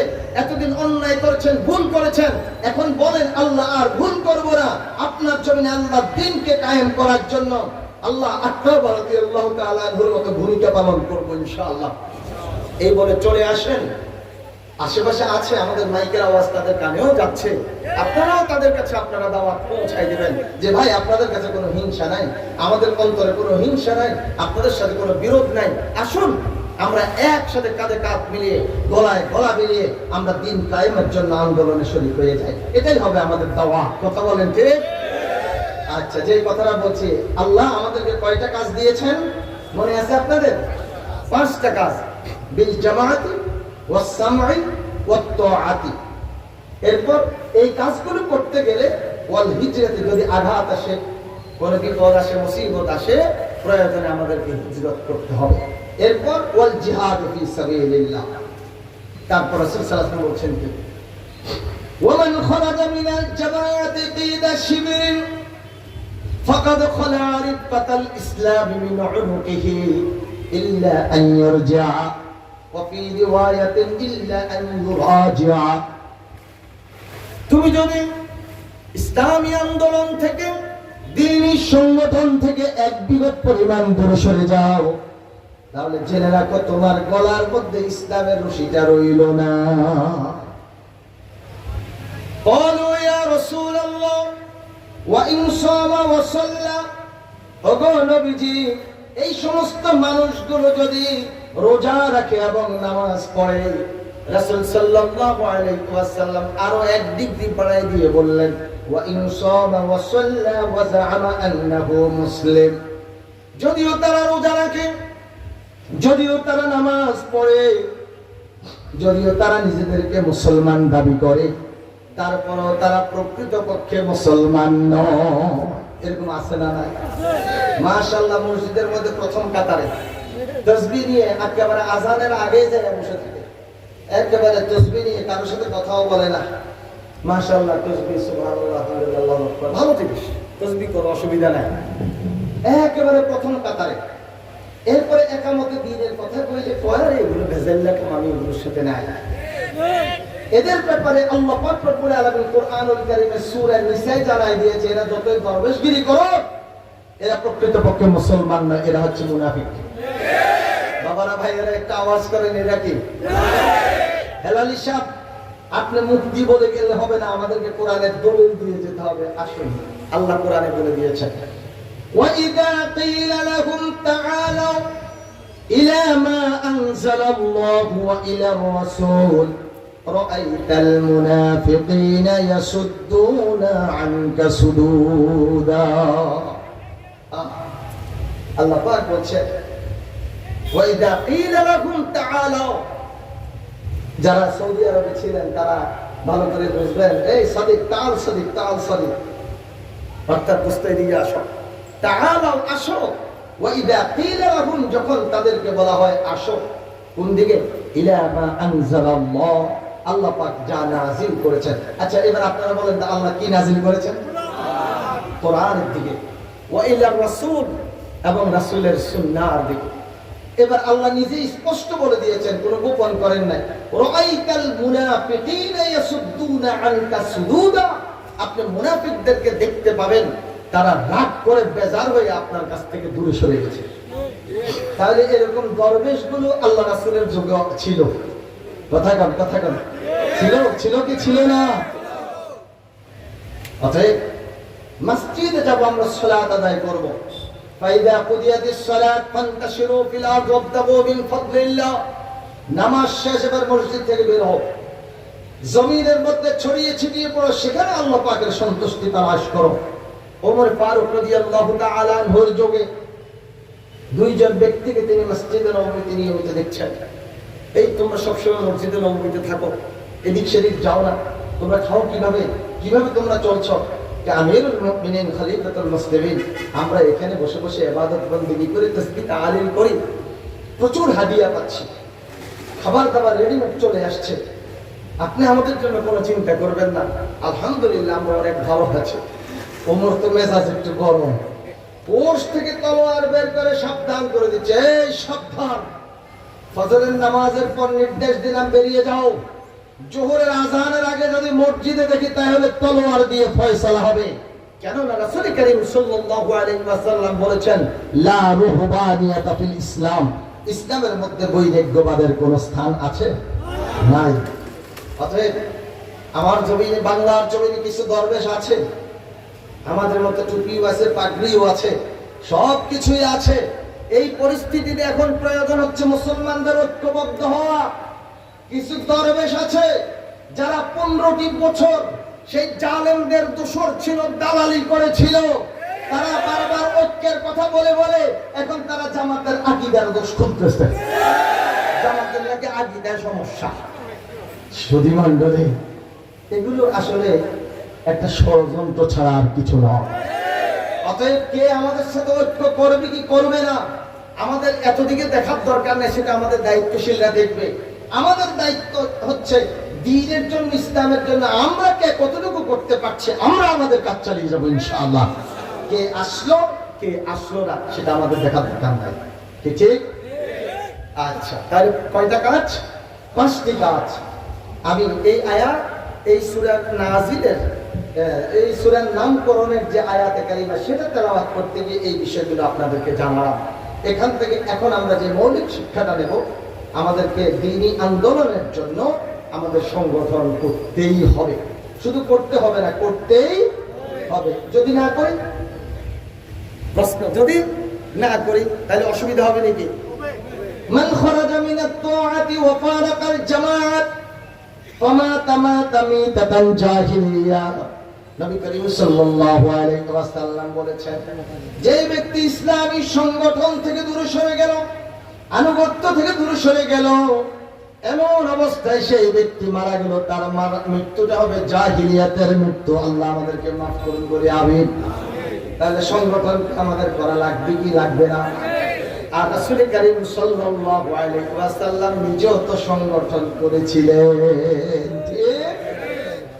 আমার বন্ধুগণ, নামকরণের পরে এবার আমরা যেতে চাই আল্লাহ পাক এই আয়াতগুলোকে আমাদের জন্য কি রেখেছেন। হুয়াল্লাযী আরসালা রাসূলাহু বিল হুদা ওয়া দীনিল হক লিইয়ুযহিরাহু আলা দ্দীনি কুল্লিহি ওয়ালাউ কারিহাল মুশরিকুন। তিনি তো সেই সত্তা যিনি তার রাসূল, আমরা সবাই পড়ি সাল্লাল্লাহু আলাইহি ওয়াসাল্লামকে বিল হুদা, হেদায়েত সহকারে। এখন হেদায়েতটা কি? এবার আসুন আমি কয়টা নাম বলি, আপনারা একটু গুনে ফেলবেন। আল কোরআন, আল ফুরকান, আল হুদা, আল যিকির, আন নূর, কিতাবুম মুবিন, কুরআনুল কারীম, কুরআনুল মাজিদ, কুরআনুল হাকীম। কয়টা বলছি? 9টা। আচ্ছা, এর মধ্যে তৃতীয় নম্বরে আপনারা কি আল হুদা শব্দটা পেয়েছেন? কুরআনুল কারীমের আরেকটা নাম হচ্ছে আল হুদা। যালিকাল কিতাবু লা রাইবা ফিহি হুদাল লিল মুত্তাকিন। শাহরু রমাদান আল্লাযী উনজিলা ফীহিল কুরআন হুদাল লিন নাস। হুদান পাওয়া গেছে। কুরআনের আরেকটা নাম হচ্ছে আল হুদা। হুয়াল্লাযী আরসালা রাসূলাহু বিল হুদা। তিনি তো সেই সত্তা যিনি তার রাসূলকে প্রেরণ করেছেন বিল হুদা, হেদায়েত সহকারে। সেই হেদায়েতটা হচ্ছে আল হুদা, বিল হুদা ওয়া মা'আনিল কুরআনুল কারীম। আর কি দিয়েছেন? ওয়া দীনিল হক, সত্য দিন সহকারে। দ্বীনের হক, এটা কোন দিন বলেন তো? দিন ইসলাম। দিন আমাদের দিন কোনটা? ইসলাম। জাআল হক ওয়া যাহাকাল বাতিল ইন্নাল বাতিলা কানা যাহুকা। রাদিতু বিল্লাহি রাব্বান ওয়া বিল ইসলামি দীনা ওয়া বিমুহাম্মাদিন সাল্লাল্লাহু আলাইহি ওয়াসাল্লাম নাবিয়্যান ওয়া রাসূলা। এই যে আমলটা, রাদিতু বিল্লাহি রাব্বান ওয়া বিল ইসলামি দীনা, ফজরের নামাজের পর আপনি যদি 3 বার পড়েন, মাগরিবের নামাজের পর যদি আপনি এই আমলটা 3 বার করেন, 3 বার পড়েন, রাসূল সাল্লাল্লাহু আলাইহি ওয়াসাল্লাম বলেছেন আমি তাকে হাতে ধরে জান্নাতে নিয়ে যাব। তাহলে সে আমলটা করা দরকার আছে না নাই? রাসূল সাল্লাল্লাহু আলাইহি ওয়াসাল্লাম ঠিক সাহাবীকে বললেন যে দেখো, এই আমার ভাইকে দিয়ে দেখাচ্ছে, ঠিক রাসূল এইভাবে হাতে ধরলেন যে আমি তোমাদেরকে এইভাবে হাতে ধরে জান্নাতে নিয়ে যাই, তোমরা কি তা পছন্দ করো? বলে হ্যাঁ ইয়া রাসূলুল্লাহ, আমি তোমাদেরকে হাতে ধরে জান্নাতে নিয়ে যাব। তোমরা ফজরের পর 3 বার পড়ো, মাগরিবের পর 3 বার পড়ো। রাদিতু বিল্লাহি রাব্বান ওয়া বিল ইসলামি দীনা ওয়া বিমুহাম্মাদিন নাবিয়্যা, অথবা মুহাম্মাদিন সাল্লাল্লাহু আলাইহি ওয়াসাল্লাম নাবিয়্যান ওয়া রাসূলা। اليوم أكملت لكم دينكم وأتممت عليكم نعمتي ورضيت لكم الإسلام دينا। তাহলে আমাদের দ্বীনের নাম কি? দ্বীন ইসলাম। এই আয়াতটা যখন নাজিল হলো বিদায় হজের সময়, সমস্ত সাহাবায়ে কেরাম এই আয়াত শুনে খুশি, আনন্দে আত্মহারা, আনন্দ উদ্বেলিত। কিন্তু রাসূল সাল্লাল্লাহু আলাইহি ওয়াসাল্লাম দাঁড়ায় ভাষণ দিচ্ছেন। রাসূল সাল্লাল্লাহু আলাইহি ওয়াসাল্লামের পায়ের কাছে এখানে বসে আছেন আবু বকর রাদিয়াল্লাহু তাআলা আনহু। সবাই তো খুশি, আবু বকর টকটক করে চোখ থেকে পানি ঝরছে, কাঁদছে। সাহাবায়ে কেরাম বললেন, আবু বকর, আমাদের কষ্টের দিন শেষ, এখন আর আমাদের এতটা কষ্ট করতে হবে না। আমাদের আনন্দ, তুমি কি আমাদের এই আনন্দটা, আমাদের এই খুশিটা তোমার সহ্য হয় না? আবু বকর রাদিয়াল্লাহু তাআলা আনহু খুব নীরব কণ্ঠে সুন্দরভাবে বলছেন, ও আল্লাহ রাসূলের সাহাবীরা শুনো, রাসূল সাল্লাল্লাহু আলাইহি ওয়াসাল্লামকে আল্লাহ পাক যে উদ্দেশ্যে এই দুনিয়াতে প্রেরণ করেছেন সেই উদ্দেশ্য পূরণ হয়ে গেছে। এর দ্বারা প্রমাণিত আমাদের মাঝে রাসূল সাল্লাল্লাহু আলাইহি ওয়াসাল্লাম আর বেশি দিন নেই। আমি রাসূলের বিরহে কাঁদছি। এবার আনন্দে আত্মহারা উদ্বেলিত সাহাবায়ে কেরাম নীরব হয়ে গেলেন। সম্মানিত সুধী মণ্ডলী, লিইউযহিরাহু আলা দ্দীনি কুল্লিহি ওয়ালাউ কারিহাল মুশরিকুন। রাসূল করিম সাল্লাল্লাহু আলাইহি ওয়াসাল্লাম যখন এই আয়াত দিয়ে চতুর্দিকে দাওয়াতি কাজ শুরু করে দিলেন, তখন ঘাত্রদাহ শুরু হয়ে গেল কাফের মুশরিকদের। এটা হলো এই আয়াতটা নাযিল হয়েছে উহুদের যুদ্ধের আগে। এর আগেও রাসূল সাল্লাল্লাহু আলাইহি ওয়াসাল্লাম দ্বীনের দাওয়াতি কাজ করছিলেন মক্কার জমিনে। যখন রাসূল সাল্লাল্লাহু আলাইহি ওয়াসাল্লাম মক্কার জমিনে দ্বীনের দাওয়াতি কাজ শুরু করেছিলেন, কাফের মুশরিকরা তো গালাগালি করতই, পাগল ছাগল যা বলার বলেছে। শেষ পর্যন্ত রাসূল করিম সাল্লাল্লাহু আলাইহি ওয়াসাল্লামের চরিত্র নিয়ে পর্যন্ত ওয়ালিদ ইবনে মুগীরা একটা খারাপ মন্তব্য করেছে। রাসূল সাল্লাল্লাহু আলাইহি ওয়াসাল্লামের মনটা একটু বেজার হয়ে গেছে। তিনি তো একজন মানুষ ছিলেন, আল্লাহ পাক তার মনের অবস্থা বুঝে দেখে এরপর সূরা কালামের প্রথম কয়েকটি আয়াত নাযিল করে জানিয়ে দিলেন, ইন্নাকা লা আলা খুলুকিন আযীম, আপনি মহান চরিত্রের অধিকারী। সুবহানাল্লাহ বলেন। আচ্ছা, আমরা যখন রুকুতে যাই আমরা পড়ি সুবহানা রাব্বিয়াল, পারেন তো সবাই? এখানে কি আযীম আছে না নাই? ইন্নাকা লা আলা খুলুকিন আযীম, এখানে আযীম আছে না নাই? আল্লাহ পাক রব্বুল আলামিনের সিফাত আযীম রাসূলের সাথে লাগাই দিয়েছেন, ইন্নাকা লা আলা খুলুকিন আযীম। সুবহানাল্লাহ পড়েন। এরপর আল্লাহ পাক আয়াত নাযিল করে জানিয়ে দিয়েছেন, যারা আপনাকে নিয়ে উল্টাপাল্টা মন্তব্য করে উতুল্লিম বাদা যালিকা জালিম, তাদেরই চরিত্রের কোনো ঠিক নাই। এরা হচ্ছে জারস। এরা কি? জারস। আপনাদের এই এলাকায় ভাষা কি বলে আমি জানি না। আমাদের আঞ্চলিক, আমার বাড়ি কুমিল্লা, আমরা এলাকায় হারামজাদা, মানে এর কোনো জন্মের ঠিক নেই। এখন নেতাদের মধ্যে গ্রুপিং আছে না নাই? সেক্রেটারির এক গ্রুপ, সভাপতির আরেক গ্রুপ। ইসলামী আন্দোলন, বাংলাদেশ জামাত ইসলামের মধ্যে কি কোনো গ্রুপিং আছে নাকি? আমির যখন জামাতের আমির ঘোষণা হয় তখন কাঁদতে কাঁদতে অস্থির হয়ে যায়। দাঁড়া করে শপথ পড়ানোর সময় তো 2-4 জনে ধরে রাখে। কারণ কি?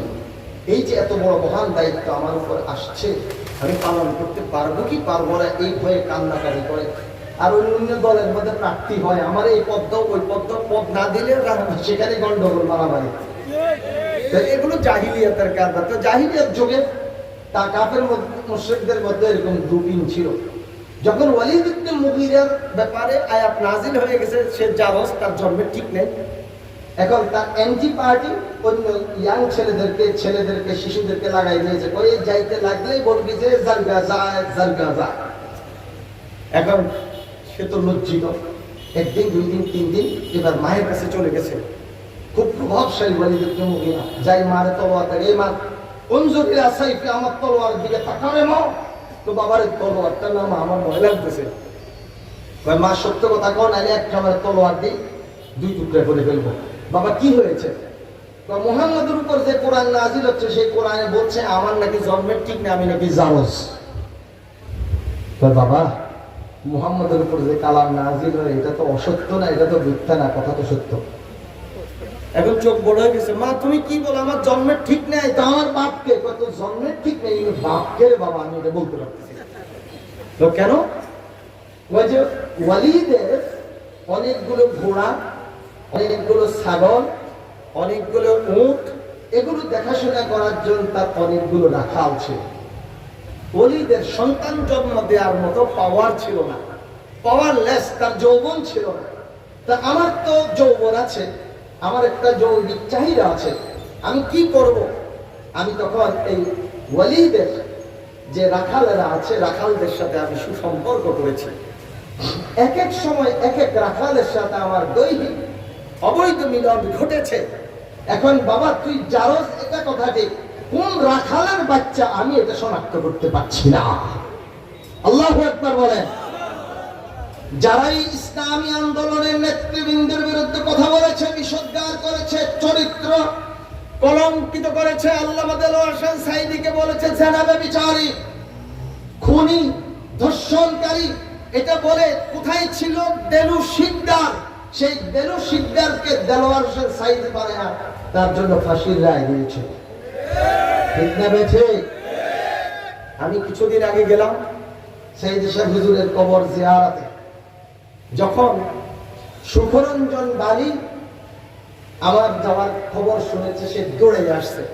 আমার মোবাইলে সে আমাকে জড়াই ধরে রাখছে, এখানে ছবিটাও আছে। জড়াই ধরে বলল, দাদা, আমার মা আমাকে বলেছে আমি আমার দুধের দিব্যি দিচ্ছি। দিব্যি মানে কসম, দুধের দিব্যি দিচ্ছি, যেই দুধ খেয়ে তুই বড় হয়েছিস, হুজুরের বিরুদ্ধে তুই যদি সাক্ষী দেস তাহলে আমি তোকে বলবো তুই আমার ছেলে না। তো মা কি করব? আমার উপর তো প্রশাসনিক চাপ, তুই গিয়ে সত্য কথা বলে দিবি, আমার ভাই বিশ্বরঞ্জন বালিকে মাওলানা সাহেব হুজুর মারে নাই, মাওলানা সাহেব হুজুর এলাকায়ও ছিল না। যখন তাদের উকিলদের কাছে পাবলিক প্রসিকিউটর যারা আছে তাদের সামনে এসে বলল আমি আদালতে গিয়ে সাক্ষী দিতে পারবো, আমি সত্য কথা বলে দেব, সেখানে তার চোখগুলো বেঁধে তাকে ক্যালকাটা পাঠিয়ে দিয়ে সেখানে বন্দী করে রাখা হয়। সে তার ঘটনাগুলো বলেছে। একজন হিন্দু আল্লামা দেলোয়ার হোসেন সাঈদী সাহেবের উনি নিরপরাধ, তার বিরুদ্ধে মিথ্যা সাক্ষী দেয় না। কিন্তু মুসলমানের বাচ্চা শামসুদ্দিন মানে কালো মানে সে মিথ্যা যারা সাক্ষী দিয়েছে তাদের কথাগুলো শুনে আল্লামা দেলোয়ার হোসেন সাঈদীকে সেই ফাঁসির রায়টা দিয়েছিল। এবং সে গর্ববোধ করছে, টকশুতে বলতো আমি দেলোয়ার হোসেন সাঈদীকে ফাঁসি দিয়েছি।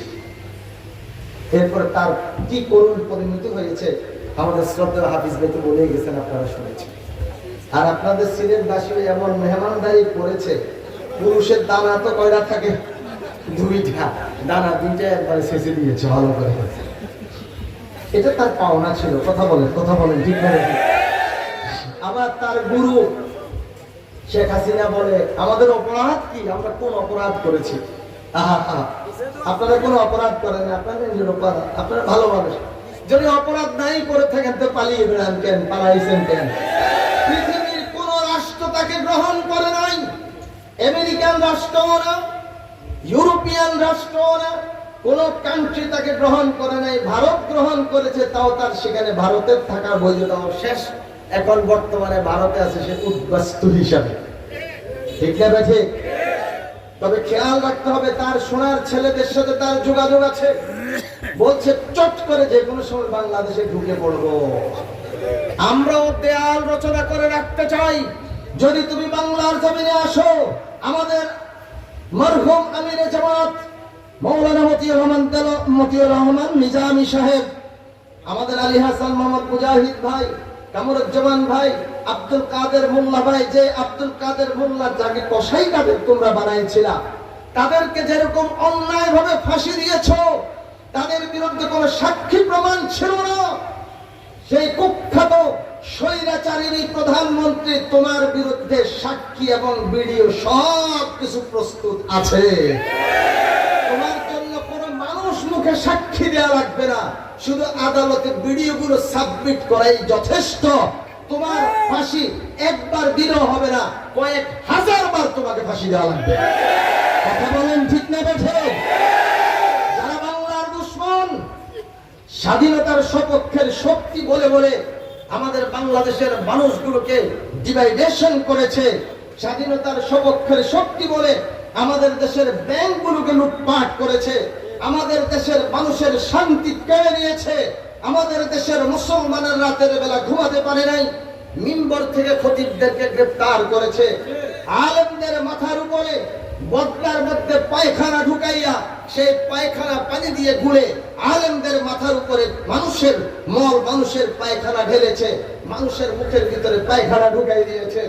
সেই আব্রার ফাহাদ প্রকৌশল বিশ্ববিদ্যালয়ের ছাত্র শুধুমাত্র ছাত্রদেরকে নামাজের দিকে আহ্বান করত, সেই অপরাধে তাকে এত মারা বেড়েছে, মৃত্যুর আগে যখন বলছে পানি পানি, একটা হিন্দু ছেলেকে দিয়ে তার বুকের মধ্যে প্রস্রাব করাইছে। বলে আমাদের দোষ কি, কোন দোষ করেছি? রিজার্ভ চুরি করেছে কে? রূপপুর বিদ্যুৎ কেন্দ্র থেকে 500 কোটি মার্কিন ডলার আত্মসাৎ করেছে খুনি হাসিনা। এরপরে বলে আমাদের কি দোষ? আসো আসো, আদালতে তোমার সবগুলো দোষ প্রমাণ করাইয়া তোমাকে ফাঁসি দেয়াইয়া আমরা আনন্দ ভোগ করব এবং আল্লাহ পাকের শুকরিয়া আদায় করব।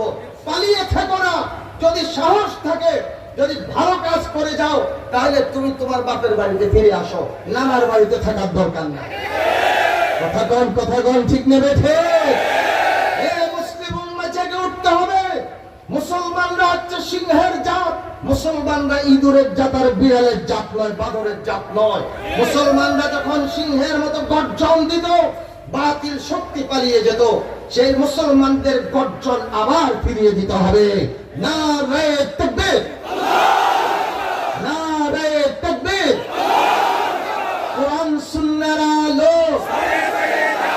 ঘরে ঘরে তো জানছেন বছরের পর বছর, আর ঘরে নয়, এবার সংসদে যাব। কোরআন সুন্নাহর আলো, কোরআন সুন্নাহর আলো। আল্লাহ তুমি কবুল করো, বলি আমিন। ওয়াল্লাযী আরসালা রাসূলাহু বিল হুদা ওয়া দীনিল হক লিইয়ুযহিরাহু আলাদ দীনি কুল্লিহি ওয়ালাউ কারিহাল মুশরিকুন। এরপর আল্লাহ পাক আমাদেরকে এই লিইয়ুযহিরাহু আলাদ দীনি কুল্লিহি, এই কাজগুলো কিভাবে করব তিনি আমাদেরকে কাজ শিখিয়ে দিচ্ছেন। আমাদের হাতে আর 10 মিনিট সময় আছে। এই 10 মিনিটে ইনশাআল্লাহ চেষ্টা করব আরো কিছু কথা শোনানোর জন্য। কষ্ট হয় আপনাদের? কষ্ট হয় না তো? ইনশাআল্লাহ ওয়েদার ভালো হোক, পরিস্থিতি ভালো হোক, আমাদের কি বলে আবহাওয়া অনুকূল হোক, শীতকাল আসুক। যদি আপনারা চান আগের থেকে যোগাযোগ করেন, ডেট প্রায় ফিল আপ হয়ে গেছে। কেমন জুড়ি আমাদের আমির হামজা, আব্দুল্লাহ আল আমিন, ডক্টর আবুল কালাম আজাদ বাশার, আমার এই ভাইয়েরা ময়দানে আসার আগে তারেক মনোয়ার ভাই, রফিক বিন সাইদি ভাই আর আমি, আমরাই কিন্তু আপনাদের জুড়ি মৌলভীবাজার বড় লেখাই এলাকাতে আমরাই প্রোগ্রামগুলো বেশি বেশি করেছিলাম। মোহতারাম থানা আমির আমাকে বললেন, আমার নামের প্রচার যখন হয়েছে অনেকেই বলেছে ভাই আমরা ওনাকে চিনি, এবং মাইক ওলাও বলছে নাকি আমারে চিনি। তো যাই হোক, ইনশাআল্লাহ পরিবেশ পরিস্থিতি একটু অনুকূল হোক, অনুকূল বলতে ওয়েদারটা অনুকূল হোক, আপনারা ডাকবেন, আমরা ইনশাআল্লাহ আসবো। আমরা কন্ট্রাক্টর না যে আসার আগে আমার 30,000 দিতে হবে, যাওয়ার পরে আমার 40,000 দিতে হবে, মোট 70,000-এর মাসালা না, এগুলো আমাদের দরকার নাই।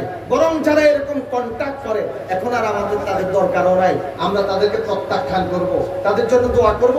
তারা যে কন্ট্যাক্ট ছাড়া নিজের দ্বীনি দায়িত্ব মনে করে কোরআনের মাহফিল গুলো করে, কি ঠিক না? এবার আসেন, আল্লাহ পাক আমাদেরকে কর্মসূচি দিয়ে দিচ্ছেন। রব্বুল আলামিন বলছেন, ইয়া আইয়ুহাল্লাযীনা আমানু, হে ঈমানদাররা, হাল আদুল্লুকুম আলা তিজারা, আমি কি তোমাদেরকে এমন একটি ব্যবসা সম্পর্কে জানিয়ে দেব না?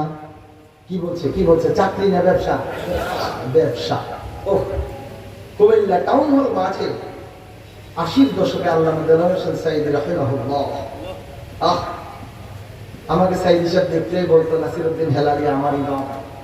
আমি তো সাঈদী সাহেব হুজুরের ইমাম। হুজুর পল্টন ময়দানে যে তাফসীরুল কোরআন মাহফিল হতো দীর্ঘ 8 বছর, 1999 সাল থেকে 2006 পর্যন্ত সালাতুল ইশার ইমামতি হুজুরের নির্দেশে আমি করতাম। একদিন গোলাম আজম সাহেব জিজ্ঞেস করে, আপনি এটা চিনেন কেমনে? তো বলতো আমার ইমাম আল্লামা দেলোয়ার হোসেন সাঈদী সাহেব রাহিমাহুল্লাহ। আমরা তখন ছোট, তিনি তাফসীর করতেছিলেন। আমার এখনো মনে পড়ে যে এই আয়াতের কথা বলতে গিয়ে আল্লাহ পাক ব্যবসার কথা বলছেন। তখন তিনি ছোট্ট একটা গল্প বলছিলেন যে এক লোক স্বপ্নে দেখছে কিয়ামত হয়ে যাচ্ছে। এখন তার হিসাব নিকাশ হলো তার নেকের পাল্লা এবং বদের পাল্লা দুইটা সমান সমান। এখন আল্লাহ পাক জিজ্ঞেস করছে, বান্দারে তোর তো নেক আর বদ সমান, তুই কোন দিকে যাবে, জান্নাতে না জাহান্নামে? তো আল্লাহ, আমি জান্নাত জাহান্নাম তো কিছু বুঝি না, কোনোদিন যাইও নাই, দেখিও নাই। আল্লাহ, যেখানে গেলে আমার 2 টাকা ব্যবসা ভালো হবে আল্লাহ আমারে সেখানে দিবে। সাঈদী হুজুরের কথা। এটা বোঝানোর উদ্দেশ্য হলো এই জন্য যে আমরা তো লাভটা বুঝি, আমরা ব্যবসাটা ভালো বুঝি। এই জন্য আল্লাহ আমাদেরকে ব্যবসা বিষয়টা দেখাইছেন যে বান্দা এটা হলো ব্যবসা। আল আদুল্লুকুম আলা তিজারা, এমন একটা ব্যবসার সুসংবাদ দেব, তুনজিকুম মিন আযাবিন আলীম, যা তোমাদেরকে পেইনফুল চেস্টিসমেন্ট, কঠিন শাস্তি থেকে তোমাদেরকে নিষ্কৃতি দেবে। সুবহানাল্লাহ পড়ে। এখন ব্যবসা আল্লাহ শিখাচ্ছেন, তুমিনুনা বিল্লাহি ওয়া রাসূলিহি, এক নাম্বার ব্যবসায়ের মূলধন তুমিনুনা বিল্লাহি ওয়া রাসূলিহি, তোমরা আল্লাহর প্রতি এবং তার রাসূলের প্রতি বিশ্বাস স্থাপন করো। লা ইলাহা ইল্লাল্লাহু মুহাম্মাদুর রাসূলুল্লাহ সাল্লাল্লাহু আলাইহি ওয়াসাল্লাম। লা ইলাহা ইল্লাল্লাহ সবাই পারেন? এখান থেকে একটা আমল শিখে নেন। রাসূল কারীম সাল্লাল্লাহু আলাইহি ওয়াসাল্লাম বলেছেন, কেউ যদি দিল থেকে একবার পড়ে লা ইলাহা ইল্লাল্লাহ, আল্লাহ পাক তার জিন্দেগীর সমস্ত গুনাহগুলো মাফ করে দিবেন। দ্বিতীয়বার যখন দিল থেকে পড়বে লা ইলাহা ইল্লাল্লাহ, আল্লাহ পাক রব্বুল আলামিন তাকে জাহান্নাম থেকে মুক্তি দিয়ে দিবেন। তৃতীয়বার যখন পড়বে লা ইলাহা ইল্লাল্লাহ, আল্লাহ পাক তাদেরকে জান্নাতীদের কাতারভুক্ত করে দিবেন। সবাই পড়ি লা ইলাহা ইল্লাল্লাহু মুহাম্মাদুর রাসূলুল্লাহ সাল্লাল্লাহু আলাইহি ওয়াসাল্লাম। তুমিনুনা বিল্লাহি ওয়া রাসূলিহি ওয়া তুজাহিদুনা ফি সাবিলিল্লাহ, তোমরা আল্লাহর রাস্তায় জিহাদ করো। এই জিহাদ ফি সাবিলিল্লাহর কাজ হচ্ছে পাঁচটা। আওয়াজ করেন কয়টা? দাওয়াত ইলাল্লাহ, শাহাদাত আলান নাস, কিতাল ফি সাবিলিল্লাহ, ইকামত দ্বীন, আমর বিল মারুফ ওয়ান নাহি আনিল মুনকার। আমাদের শহীদ আমির জামাত মাওলানা মতিউর রহমান নিজামী রাহিমাহুল্লাহর লেখা একখানা সুন্দর কিতাব ইসলামী আন্দোলন ও সংগঠন। সেখানে ইসলামী আন্দোলন বা জিহাদ ফি সাবিলিল্লাহর কাজ তিনি পাঁচটি সুন্দর করে কোরআন এবং হাদিসের দলিল দিয়ে উল্লেখ করে দিয়েছেন। দাওয়াত ইলাল্লাহ, মানুষের কাছে দ্বীনের দাওয়াত পৌঁছায় দেয়া। শাহাদাত আলান নাস, মানুষের নিকট সত্যের সাক্ষ্য প্রদান করা। কিতাল ফি সাবিলিল্লাহ, আল্লাহর জমিনে আল্লাহর দ্বীনকে প্রতিষ্ঠা করার জন্য লড়াই করা, সংগ্রাম করা।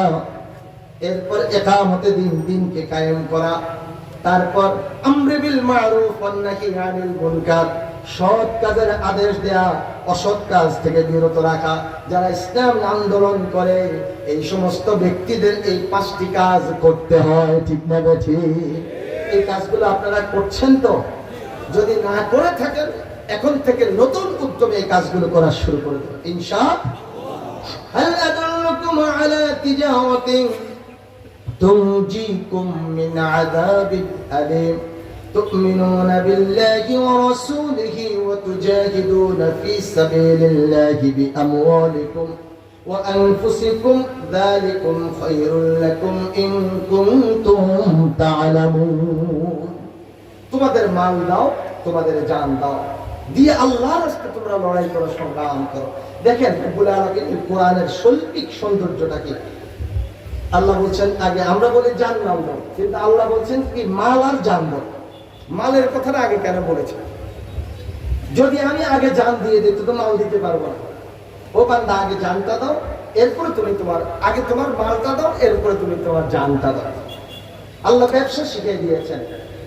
সূরা তাওবা 111 নম্বর আয়াতে এই ব্যবসাটার ব্যাখ্যা আরো সুন্দর করে দিয়ে দিয়েছেন। একটু খেয়াল করেন, মনোযোগ আছে তো আপনাদের? নারায়ে তাকবীর। ইন্নাল্লাহা আশতারা মিনাল মুমিনিনা আনফুসাহুম ওয়া আমওয়ালাহুম বিআন্না লাহুমুল জান্নাহ ইউকাতিলুনা ফি সাবিলিল্লাহি ফায়াকতুলুনা ওয়া ইউকতালুন। শুধু মণ্ডলী, আল্লাহর সাথে ব্যবসা যদি করতে হয়, দুনিয়ার ব্যবসা করলেও পাঁচটা জিনিস লাগে, আল্লাহর সাথে ব্যবসা করতেও পাঁচটা জিনিস লাগে। ব্যবসার মধ্যে 1 নাম্বার ক্রেতা, 2 নাম্বার বিক্রেতা, 3 নাম্বার পণ্য, 4 নাম্বার মূল্য, 5 নাম্বার হলো বাজার। এবার একটু মিলাই দেখেন তো, আপনারা যারা ব্যবসা করেন, এই পাঁচটা কোনো একটা বাদ দিয়ে কি ব্যবসা করা যাবে নাকি? আপনার সব আছে কিন্তু ক্রেতা নাই, তাহলে মাল বিক্রি করবেন কার কাছে? আপনার সব আছে কিন্তু বিক্রেতা নাই, তাহলে মাল বিক্রি করবে কার কাছে? কে বিক্রি করবে? সব আছে, পণ্য নাই, তাহলেও হবে না। সব আছে কিন্তু মূল্য দিতে পারছে না, মাল বিক্রি হবে। সব আছে কিন্তু বাজার নাই, এখন কোথায় আপনি শোরুম নাই, উঠাবেন কোথায়? দেখেন কিভাবে আল্লাহ বেলাচ্ছেন। ইন্নাল্লাহ আশতারা, এক নাম্বার আল্লাহ পাক কিনেছেন। যিনি কিনেন তিনি হলেন ক্রেতা। বলেন, এক নাম্বার ক্রেতা, এক নাম্বার। দ্বিতীয় নাম্বার বিক্রেতা, দ্বিতীয় নাম্বার। এখন বিক্রেতাটাকে মিনাল মুমিনিন, আল্লাহ পাক ঈমানদারদের থেকে কিনেছেন, ঈমানদাররা বিক্রি করেছে। ক্রেতা আল্লাহ, বিক্রেতা ঈমানদাররা। সুবহানাল্লাহ পড়েন। ইন্নাল্লাহ আশতারা মিনাল মুমিনিন, আল্লাহ কি কিনেছেন? পণ্যটাকে। আনফুসাহুম ওয়া আমওয়ালাহুম, পণ্যটা হচ্ছে আমাদের মাল, পণ্যটা হচ্ছে আমাদের জান। এবার আল্লাহ তো কিনেছেন, কি মাগনা কিনছেন কিনা? মূল্য দিছে। ঈমান আছে তো? মূল্য দিছে। সেই মূল্যটা কি? বিআন্না লাহুমুল জান্নাহ। সুবহানাল্লাহ পড়েন। আল্লাহ মূল্য দিয়ে দিয়েছেন জান্নাত, জান্নাত, জান্নাত। সুবহানাল্লাহ। তাহলে ক্রেতা পেলাম আল্লাহ, বিক্রেতা ঈমানদাররা, অর্থাৎ আমরা। আল্লাহ আমাদের কাছ থেকে আমাদের জান এবং আমাদের মালটাকে কিনে নিয়েছেন। বুঝে আসছে? এখন আমাদের জান মাল কিনে নিয়েছেন, আমাদেরকে মূল্যটা কি দিছে? মনে আছে? জান্নাত। সুবহানাল্লাহ, মাশাআল্লাহ, মনে আছে, জান্নাত। এখন আমরা যে এই জান এবং মাল আল্লাহ পাক আমাদের সাথে বেচা কিনা হইলো, একটা বাজার তো লাগে। চারটা তো হয়ে গেল, এখন বাজারটা কোথায়? ইউকাতিলুনা ফি সাবিলিল্লাহি ফায়াকতুলুনা ওয়া ইউকতালুন। বাজারটা হচ্ছে জিহাদ ফি সাবিলিল্লাহর ময়দান, ইসলামী আন্দোলনের জিহাদের ময়দান। সেই জিহাদের ময়দানে দিতে হবে আমাদের মাল এবং জান। সেই জুলাই মাসের 1 তারিখ থেকে শুরু করে আগস্ট মাসের 5 তারিখ পর্যন্ত বলছে, স্যার একটাকে গুলি করে আরো 2টা এগিয়ে আসে। কমে না? সুবহানাল্লাহ পড়েন। আমার বন্ধুগণ, আমার স্মরণ পড়ে যায় সেই আব্রাহা বাদশা যখন কাবা শরীফকে ধ্বংস করার জন্য এসেছিল, তখন আব্রাহার সৈনিকেরা মক্কাবাসীদের গবাদি পশুগুলোকে তারা ধরে নিয়ে গেছে। মক্কার অধিবাসীরা কাবার মতো আল্লাহ রাসূল করিম সাল্লাল্লাহু আলাইহি ওয়াসাল্লামের দাদা আব্দুল মুত্তালিবের কাছে গিয়ে বললেন, ও আমাদের মুতাওয়াল্লি সাহেব, আব্রাহা বাদশার কাছ থেকে আমাদের গবাদি পশুগুলো একটু উদ্ধার করে দেন। তিনি চলে গেলেন আব্রাহা বাদশার কাছে। মুজদালিফায় তাবু টেনেছে, মুজদালিফায় সেখানে চলে গেলেন। গিয়ে আব্রাহা বাদশাকে তিনি সুন্দর করে সম্মান দেখিয়ে বললেন, বাদশাহ, আমাদের মক্কাবাসীদের গবাদি পশুগুলো একটু দিয়ে দিলে আমরা খুশি হতাম। আব্রাহা বাদশা চোখ বড় করে তিরস্কারের ছলে বলে, আসছি আপনাদের তীর্থস্থান, আপনাদের আল্লাহর ঘর কাবাকে ভাঙার জন্য, সেটার ব্যাপারে না বলে গবাদি পশুর কথা বলছেন। বলে যে, শুনেন, ওইটার মালিক তো হচ্ছেন আল্লাহ। আমাদের সেরকম অস্ত্র শস্ত্রও নেই, শক্তিও নেই আপনাদের মোকাবেলা করা। আল্লাহ যদি চান তাহলে আল্লাহ পাক রব্বুল আলামিন তার ঘরকে হেফাজত করবেন। অতএব আমাদের মালিকানা যেগুলো আছে সেগুলো আমাদেরকে দিয়ে দেন। দিয়ে দিল। আব্রাহা বাদশা আব্দুল মুত্তালিব যাওয়ার পর তার সৈন্য সেনা নিয়ে রওনা হলো। ওয়াদিয়ে মুহাসসার একটা জায়গা মুজদালিফার বিনা এর মধ্যে।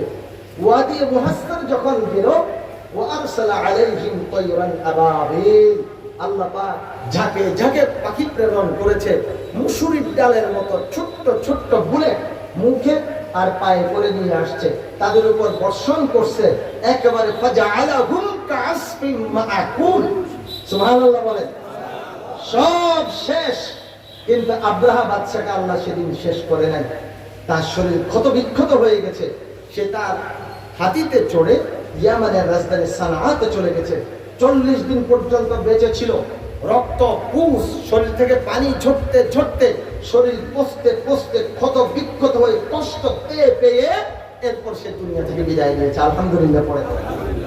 আমার বন্ধুগণ, যখন আমাদের রাত পোহাচ্ছে না, আমাদের সুবহে সাদেক হচ্ছে না, আমরা আল্লাহর কাছে দোয়া করছি, আমরা শ্রম দিচ্ছি, আমরা রাস্তায় নামতে পারছি না, বুলেট গুলি, ঠিক সেই অবস্থায় আল্লাহ পাক তরুণ ছাত্রদের মধ্যে তাদের দিনের মধ্যে দিয়ে দিয়েছেন, আমি রব্বুল আলামিন তোদের পক্ষে আছি, ময়দান ছাড়িস না। আমরা বলতে চাই, রব্বুল আলামিন এই ছেলেদেরকে আমাদের জন্য তৈরান আবাবিল হিসেবে প্রেরণ করেছে, ঠিক না ঠিক? তারা যেরকম ময়দানে ঝাঁপিয়ে পড়েছিল, আমরা আল্লাহর এই জমিনে আল্লাহর দ্বীনকে কায়েম করার জন্য যেই বাজারে আমাদের জান এবং মাল বিক্রি হবে, সেই বাজারের মধ্যে অর্থাৎ জিহাদ ফি সাবিলিল্লাহর ময়দানে আমরা আমাদের জান এবং মাল নিয়ে হাজির হতে চাই চাই চাই। রাজি আছেন? আপনাদের এই জুড়ি এলাকাতে বিল্ডিং আছে না নাই? আচ্ছা, বিল্ডিং ফাউন্ডেশন করার সময় মাটির নিচে সুরকি, কংক্রিট, সিমেন্ট, বালু এগুলো ঢুকানো হয়? ওগুলোর গায়ে কি টাইলস লাগানো হয় নাকি? ডিস্টেম্পার কালার কিছু করা হয়? কিচ্ছু করা হয় না, এগুলো মাটির নিচেই পড়ে থাকে। কিন্তু তার উপরে ফ্লোর, এরপরে ফ্লোর, এরপরে ফ্লোর, ওয়াল, তারপর কত কিছু, এগুলো সুন্দর করে সাজানো হয়। আমার বন্ধুগণ, আমাদের এখন দিন কায়েমের জন্য, ফাউন্ডেশনের জন্য, মাটির নিচে থাকার জন্য কিছু ইট, কিছু সুরকি, কিছু সিমেন্ট, কিছু বালুর দরকার, যেগুলো কেউ দেখবে না। তাদের রক্তের উপর আল্লাহর এই দিন কায়েম হবে ইনশাআল্লাহ। সেরকম জমিনের নিচে শাহাদাতের পেয়ালা যদি পান করতে হয়, জিহাদ ফি সাবিলিল্লাহর কাজ করতে গিয়ে প্রয়োজনে আমরা আমাদের জীবনটা দিয়ে হলেও আমরা মাটির নিচে চলে যাব, আমাদের উপর ফাউন্ডেশন করে দিন কায়েম হয়ে যাবে। আপনারা সেরকম জীবন দেওয়ার জন্য প্রস্তুত থাকতে পারবেন তো ইনশাআল্লাহ? আল্লাহ কবুল করুন, আমরা সবাই বলি আমিন। আমরা যদি এই কাজগুলো করতে পারি, আর 3-4 মিনিটে রেজাল্টটা বলে দিচ্ছি। আল্লাহ পাক বলেন ইয়াগফির লাকুম যুনুবাকুম, বান্দারে এই কাজগুলো যদি তোমরা করো, আমি তোমাদের জিন্দেগীর সমস্ত গুনাহগুলোকে মাফ করে দেব। এরপর ওয়ায়ুদখিলকুম জান্নাতিন তাজরি মিন তাহতিহাল আনহার ওয়া মাসাকিন তাইয়্যিবাতান ফি জান্নাতি আদ, এমন একটা জান্নাতে, চিরস্থায়ী জান্নাতে প্রবেশ করাবে যার পাদদেশে নদীর সমূহ প্রবাহিত। কারো যদি একটু মন খারাপ হয়, নদীর পাড়ে গেলে দেখবেন যে মন শীতল হয়ে গেছে। নদীর হিমেল হাওয়া, ঠান্ডা বাতাস যখন গায়ে লাগে শরীর জুড়ে যায়। মন খারাপ, আপনার আর আপনার বউয়ের মধ্যে বরাবরই কম হচ্ছে, দুইজন মিলেই বলেন যে চলো তো একটু কক্সবাজার সি বিচে ঘুরে আসি। দেখবেন সি বিচে স্বামী স্ত্রী যদি 1-2 দিন একটু বসেন, সমুদ্রের ঢেউয়ের কাছে গিয়ে একটু দাঁড়ান, দেখবেন যে মনটা শীতল হয়ে গেছে। আল্লাহ পাক রব্বুল আলামিন জান্নাতীরা যাতে আনন্দ ভোগ করতে পারে, সেই জন্য তাদের জান্নাতের পাদদেশে 4টা নদী দিয়ে রাখছে। সুবহানাল্লাহ। তাও নদীগুলো কি? দুধের নদী। দুনিয়াতে আপনি 80 ফোঁটা দুধ পান করেন, 1 ফোঁটা রক্ত হবে। সেখানে আপনি 1 ফোঁটা দুধ পান করেন, 80 ফোঁটা রক্ত আপনার শরীরের মধ্যে এসে যাবে, তৈরি হবে। এই জন্যই তো আপনার সেখানে বউ লাগবে 73টা। সুবহানাল্লাহ। কারণ সম্মানিত সুধী মণ্ডলী, দুধের নদী, মধুর নদী, মিষ্টি পানির নদী, শরাবান তাহুরা, পবিত্র শরবতের নদী থাকবে। আমরা কি সেই জান্নাতে যেতে চাই? লা ইয়ারাউনা ফিহা শামসুন ওয়ালা জামহারিরা। আমাদের গরম লাগতেছে, এই জন্য ফ্যান লাগায় রাখছে। গরম লাগে এই জন্য ঘরের মধ্যে ফ্যান লাগায়, এয়ার কন্ডিশন লাগায়, এসি লাগায়। ঠিক ঠিক। জান্নাতে যাবেন, সেখানে আপনার এসি লাগানো লাগবে না, সূর্য আপনাকে তাপ দিবে না, সত্য প্রবাহ আপনাকে কষ্ট দিবে না। লা ইয়ারাউনা ফিহা শামসুন ওয়ালা জামহারিরা। অটোমেটিক আল্লাহ পাকের পক্ষ থেকে সেখানে হিমেল হাওয়া এবং বাতাস বইতে থাকবে, শরীর এমনিতে শান্তিতে জুড়ে যাবে। সুবহানাল্লাহ।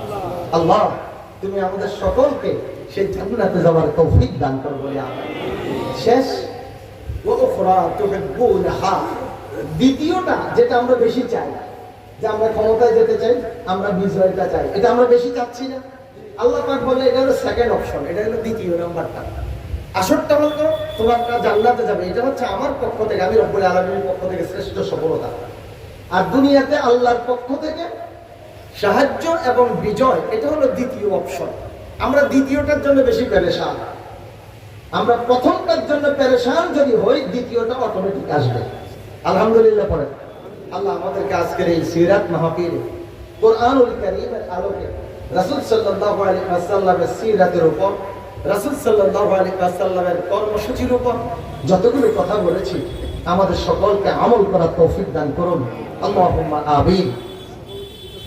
জি, আমরা আমাদের মুহতারাম সভাপতি সাহেবের কথাগুলো শুনেই এরপর দোয়া করে এখান থেকে বিদায় হবো ইনশাআল্লাহ।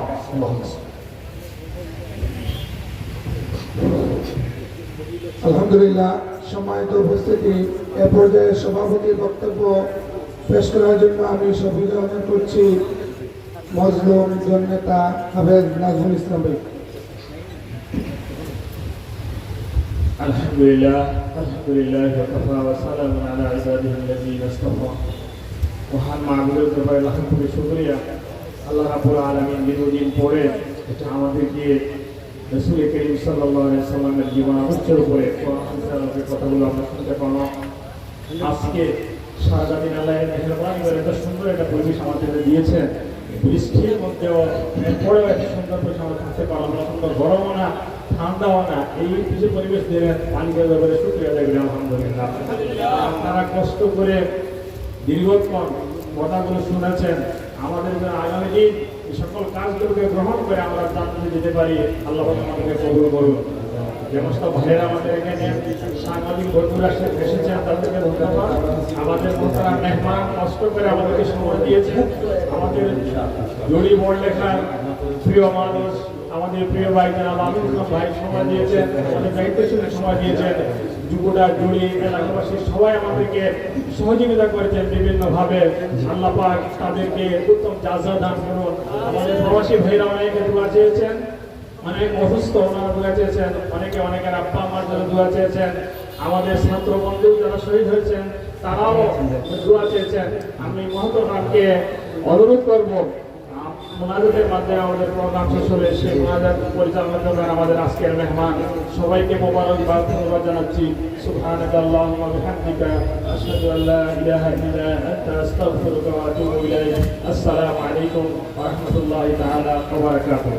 মোহতারাম দোয়া করার জন্য অনুরোধ করছি। আমরা সবাই দুরূদ শরীফ পড়ি। আল্লাহুম্মা সাল্লি আলা মুহাম্মাদিন ওয়া আলা আলি মুহাম্মাদ كما صليت على إبراهيم وعلى آل إبراهيم إنك حميد مجيد.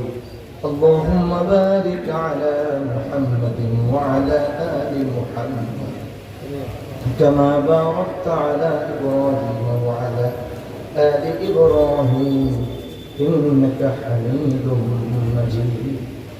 أستغفر الله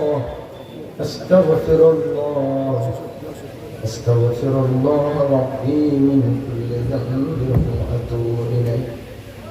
لا حول ولا قوة إلا بالله العلي العظيم. لا إله إلا أنت سبحانك إني كنت من الظالمين. فاستجبنا له ونجيناه من الغم وكذلك ننجي المؤمنين. بسم الله. الحمد لله رب العالمين والصلاة والسلام على أشرف الأنبياء والمرسلين وعلى آله وصحبه أجمعين. ربنا ظلمنا أنفسنا وإن لم تغفر لنا وترحمنا لنكونن من الخاسرين. ربنا آتنا في الدنيا حسنة وفي الآخرة حسنة وقنا عذاب النار وأدخلنا الجنة مع الأبرار. يا عزيز يا غفار يا رب العالمين. رب ارحمهما كما ربياني صغيرا.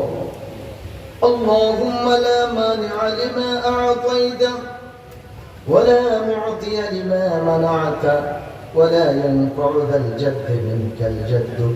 اللهم لا تدع لنا ذنبا إلا غفرته ولا هما إلا فرجته ولا دينا إلا قضيته ولا مريضا إلا شفيته ولا حاجة من حوائج الدنيا والآخرة إلا قضيتها ইয়া আরহামার রাহিমিন। ওগো মাবুদ, বাংলাদেশ জামাতে ইসলামী জুড়ে শাখা কর্তৃক আয়োজিত আজকের এই সিরাতুন নবী সাল্লাল্লাহু আলাইহি ওয়াসাল্লাম মাহফিলের সমাপনী লগ্নে শেষ লগ্নে, ওগো আল্লাহ, তোমার মহব্বতের বান্দাদেরকে সাথে নিয়ে তোমার কাছে আমরা দুটো করে হাত পেতেছি গো আল্লাহ। কোরআন থেকে তেলাওয়াত করেছি, কোরআনের উপর কিছু কথা বলেছি, তোমার নামের জিকির করেছি, দুরূদ শরীফ পাঠ করেছি। মাহবুব, দয়া করে মায়া করে মেহেরবানি করে আমাদের প্রিয় নবী হুজুর পাক সাল্লাল্লাহু আলাইহি ওয়াসাল্লামের রওজা মুবারক সোনার মদিনায় পৌঁছায়া দাও। ওগো আল্লাহ, সমগ্র পৃথিবীর মাটির নিচে যত মুমিন মুমিনাত মুসলিম মুসলিমাত শুয়ে আছেন, আল্লাহ দয়া করে তাদের প্রত্যেকের আরওয়াহের উপরে সওয়াব পৌঁছায়া দাও। খাস করে মাহবুব, আমরা যারা এই মাহফিল প্যান্ডেলে বসে তোমার কাছে হাত পেতে বসে আছি, তুমি তো জানো কার মা নাই, তুমি তো জানো কার বাবা দুনিয়ার বুকে নাই। আয় আল্লাহ, যারাই মাহারা যারাই বাবাহারা, দয়া করে তাদের প্রত্যেকের আব্বা আম্মা আরওয়াহের উপরে সওয়াব পৌঁছায়া দাও। রব্বুল আলামিন, তাদের কবরগুলোকে জান্নাতের বাগান বানিয়ে দাও।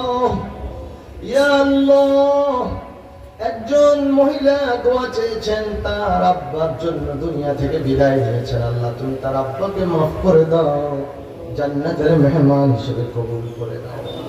আয় আল্লাহ, আমাদের শ্রদ্ধাভাজন মুস্তাকিম ভাই, আমাদের শ্রদ্ধেয় মাওলানা আব্দুর রহমান ভাই, ওনাদের ফুফু আজকে ইন্তেকাল করেছে, আজকে কবর দেয়া হয়েছে। মাবুদ, ওনাদের ফুফুকে আল্লাহ তুমি মাফ করে দাও, জান্নাতের মেহমান হিসেবে কবুল করে নাও। ওগো আল্লাহ, বাংলাদেশের দ্বিতীয় স্বাধীনতার জন্য, ফ্যাসিস্ট মুক্ত বাংলাদেশ করার জন্য যারা জীবনকে উৎসর্গ করেছেন হাজারের উপর, আল্লাহ তুমি তাদের এই রক্তগুলোকে কবুল করে নাও। আল্লাহ তুমি তাদেরকে শহীদ হিসেবে কবুল করে নাও। আয় আল্লাহ, যারা পঙ্গুত্ব বরণ করে হসপিটালে এখনো আছেন, আল্লাহ তুমি তাদেরকে শিফায়ে কামেলা আজলা নসিব করো। আয় আল্লাহ, তাদের জীবন এবং ত্যাগের বিনিময়ে আয় আল্লাহ, বাংলাদেশ থেকে তুমি দ্বীনের জন্য, ইসলামের জন্য কবুল করে নাও। ওগো মাবুদ, বাংলাদেশ জামাতে ইসলামীকে তুমি কবুল করে নাও। আয় আল্লাহ, আমাদের যে সকল নেতৃবৃন্দ, মরহুম আমিরে জামাত অধ্যাপক গোলাম আজম রাহিমাহুল্লাহ, মাওলানা মতিউর রহমান নিজামী রাহিমাহুল্লাহ সহ আল্লাহ আমাদের সকল শহীদ নেতৃবৃন্দদেরকে আল্লাহ জান্নাতুল ফেরদাউস নসিব করে দাও। রব্বুল আলামিন, আমরা জেনে গুনাহ করেছি, না জেনে গুনাহ করেছি গো আল্লাহ, গুনার দিকে যদি তাকাই মনে হয় যেন গুনার সমুদ্রের মধ্যে ডুবেছি। এই গুনাহ নিয়ে যদি দুনিয়া থেকে বিদায় নেই, জাহান্নাম ছাড়া তো আমাদের আর কোনো উপায় থাকবে না। ওগো আল্লাহ, আমাদের জানা অজানা নতুন পুরাতন সগীরা কবিরা সবগুলো গুনাহ আমাদেরকে মাফ করে দাও। আল্লাহ, তুমি আমাদের সকলকে জাহান্নাম থেকে মুক্তি দাও। আল্লাহুম্মা ইন্না নাসআলুকাল জান্নাতা ওয়া নাউযু বিকা মিনান নার। ইয়া রাব্বাল আলামিন, যাদের পেরেশানি আছে পেরেশানি দূর করে দাও। আল্লাহ, যাদের অভাব আছে অভাব দূর করে দাও। আয় আল্লাহ, যাদের পারিবারিক অশান্তি আছে পারিবারিক অশান্তি দূর করে দাও। আয় আল্লাহ, এই এলাকার প্রত্যেকটি ঘরে তোমার কুদরতি খাস রহমত নাজিল করো। আয় আল্লাহ, ছাত্র শিবিরের আমাদের সন্তানেরা আজকের মাহফিল বাস্তবায়নের জন্য অনেক শ্রম দিয়েছেন, কষ্ট করেছেন। আল্লাহ, এই ছাত্র শিবিরকে বাংলাদেশের ছাত্র সমাজের অভিভাবক হিসেবে কবুল করে নাও। রব্বুল আলামিন, জামাত ইসলামের দায়িত্বশীল বৃন্দকে আল্লাহ তোমার কুদরতি হাতে আমানত করে দিলাম। আল্লাহ, তুমি তাদেরকে হেফাজত করো। আয় আল্লাহ, আমাদের সকল রোকন, সকল কর্মী, সকল সহযোগী আয় আল্লাহ সকল বন্ধু, সকল সমর্থক, সকল শহীদদেরকে আল্লাহ কবুল করে নাও। আয় আল্লাহ যারা বুঝোক না বুঝোক দ্বীনের বিরোধিতা করেছে আল্লাহ তাদের জন্য দোয়া করছি, আল্লাহ তাদেরকে হেদায়েতের পথে নিয়ে আসো। আয় আল্লাহ ওমর রাদিয়াল্লাহু তাআলা আনহু দ্বীনের ক্ষতি করেছিল, কিন্তু ইসলাম কবুল করার পর ইসলামের মধ্যে তিনি শ্রেষ্ঠত্ব লাভ করেছেন। আয় আল্লাহ যারা জাহিলিয়াতের মধ্যে থেকে থেকে দ্বীন ইসলামের বিরোধিতা করেছে, একামতে দ্বীনের বিরোধিতা করেছে, আয় আল্লাহ তারা লুকিয়ে থাকার দরকার নাই, আল্লাহ তাদেরকে দ্বীনি আন্দোলনে যোগদান করে পরিচ্ছন্ন হয়ে জান্নাতি হওয়ার তৌফিক দান করবো আল্লাহ রব্বুল আলামিন। কিয়ামত পর্যন্ত এই জমিনের কোরআনের মাহফিলকে তুমি জারি রেখে দিও আল্লাহ। আয় আল্লাহ আমার পাশে বসে আছেন আমার আরাফাতি ভাই, কখনো ওনার চেহারার মধ্যে মলিনতা দেখি নাই, সবসময় হাস্যোজ্জ্বল, হৃদয়টা অনেক বড়। আয় আল্লাহ সেই শ্রদ্ধাভাজন জনাব মৌলানা আমিনুল ইসলাম সাহেবকে এই এলাকার মানুষের কান্ডারি হিসেবে কবুল করে নাও। আয় আল্লাহ বড় লেখা এবং জুড়িবাসীর পক্ষ থেকে সংসদে যাতে প্রতিনিধিত্ব করতে পারে আল্লাহ সেই সাহায্য করো আল্লাহ। আল্লাহ আমার ভাইকে সুস্থতার সাথে নেক হায়াত দারাজ করো আল্লাহ গো। যারা মাহফিলের আয়োজন করেছেন, যারা শোনার জন্য এসেছেন, যারা অর্থ দিয়ে সহযোগিতা করেছেন, আল্লাহ কিয়ামতের দিন মুসিবতের সময় এই মাহফিল আমাদের প্রত্যেকের জন্য নাজাতের ওসিলা বানিয়ে দিও আল্লাহ। রব্বানা তাকাব্বাল মিন্না ইন্নাকা আনতাস সামিউল আলিম ওয়া তুব আলাইনা ইন্নাকা আনতাত তাওয়াবুর রহিম ওয়া সালামুন আলাল মুরসালিন والحمد لله رب العالمين بحق لا إله إلا الله محمد رسول الله صلى الله عليه وسلم. السلام عليكم ورحمة الله.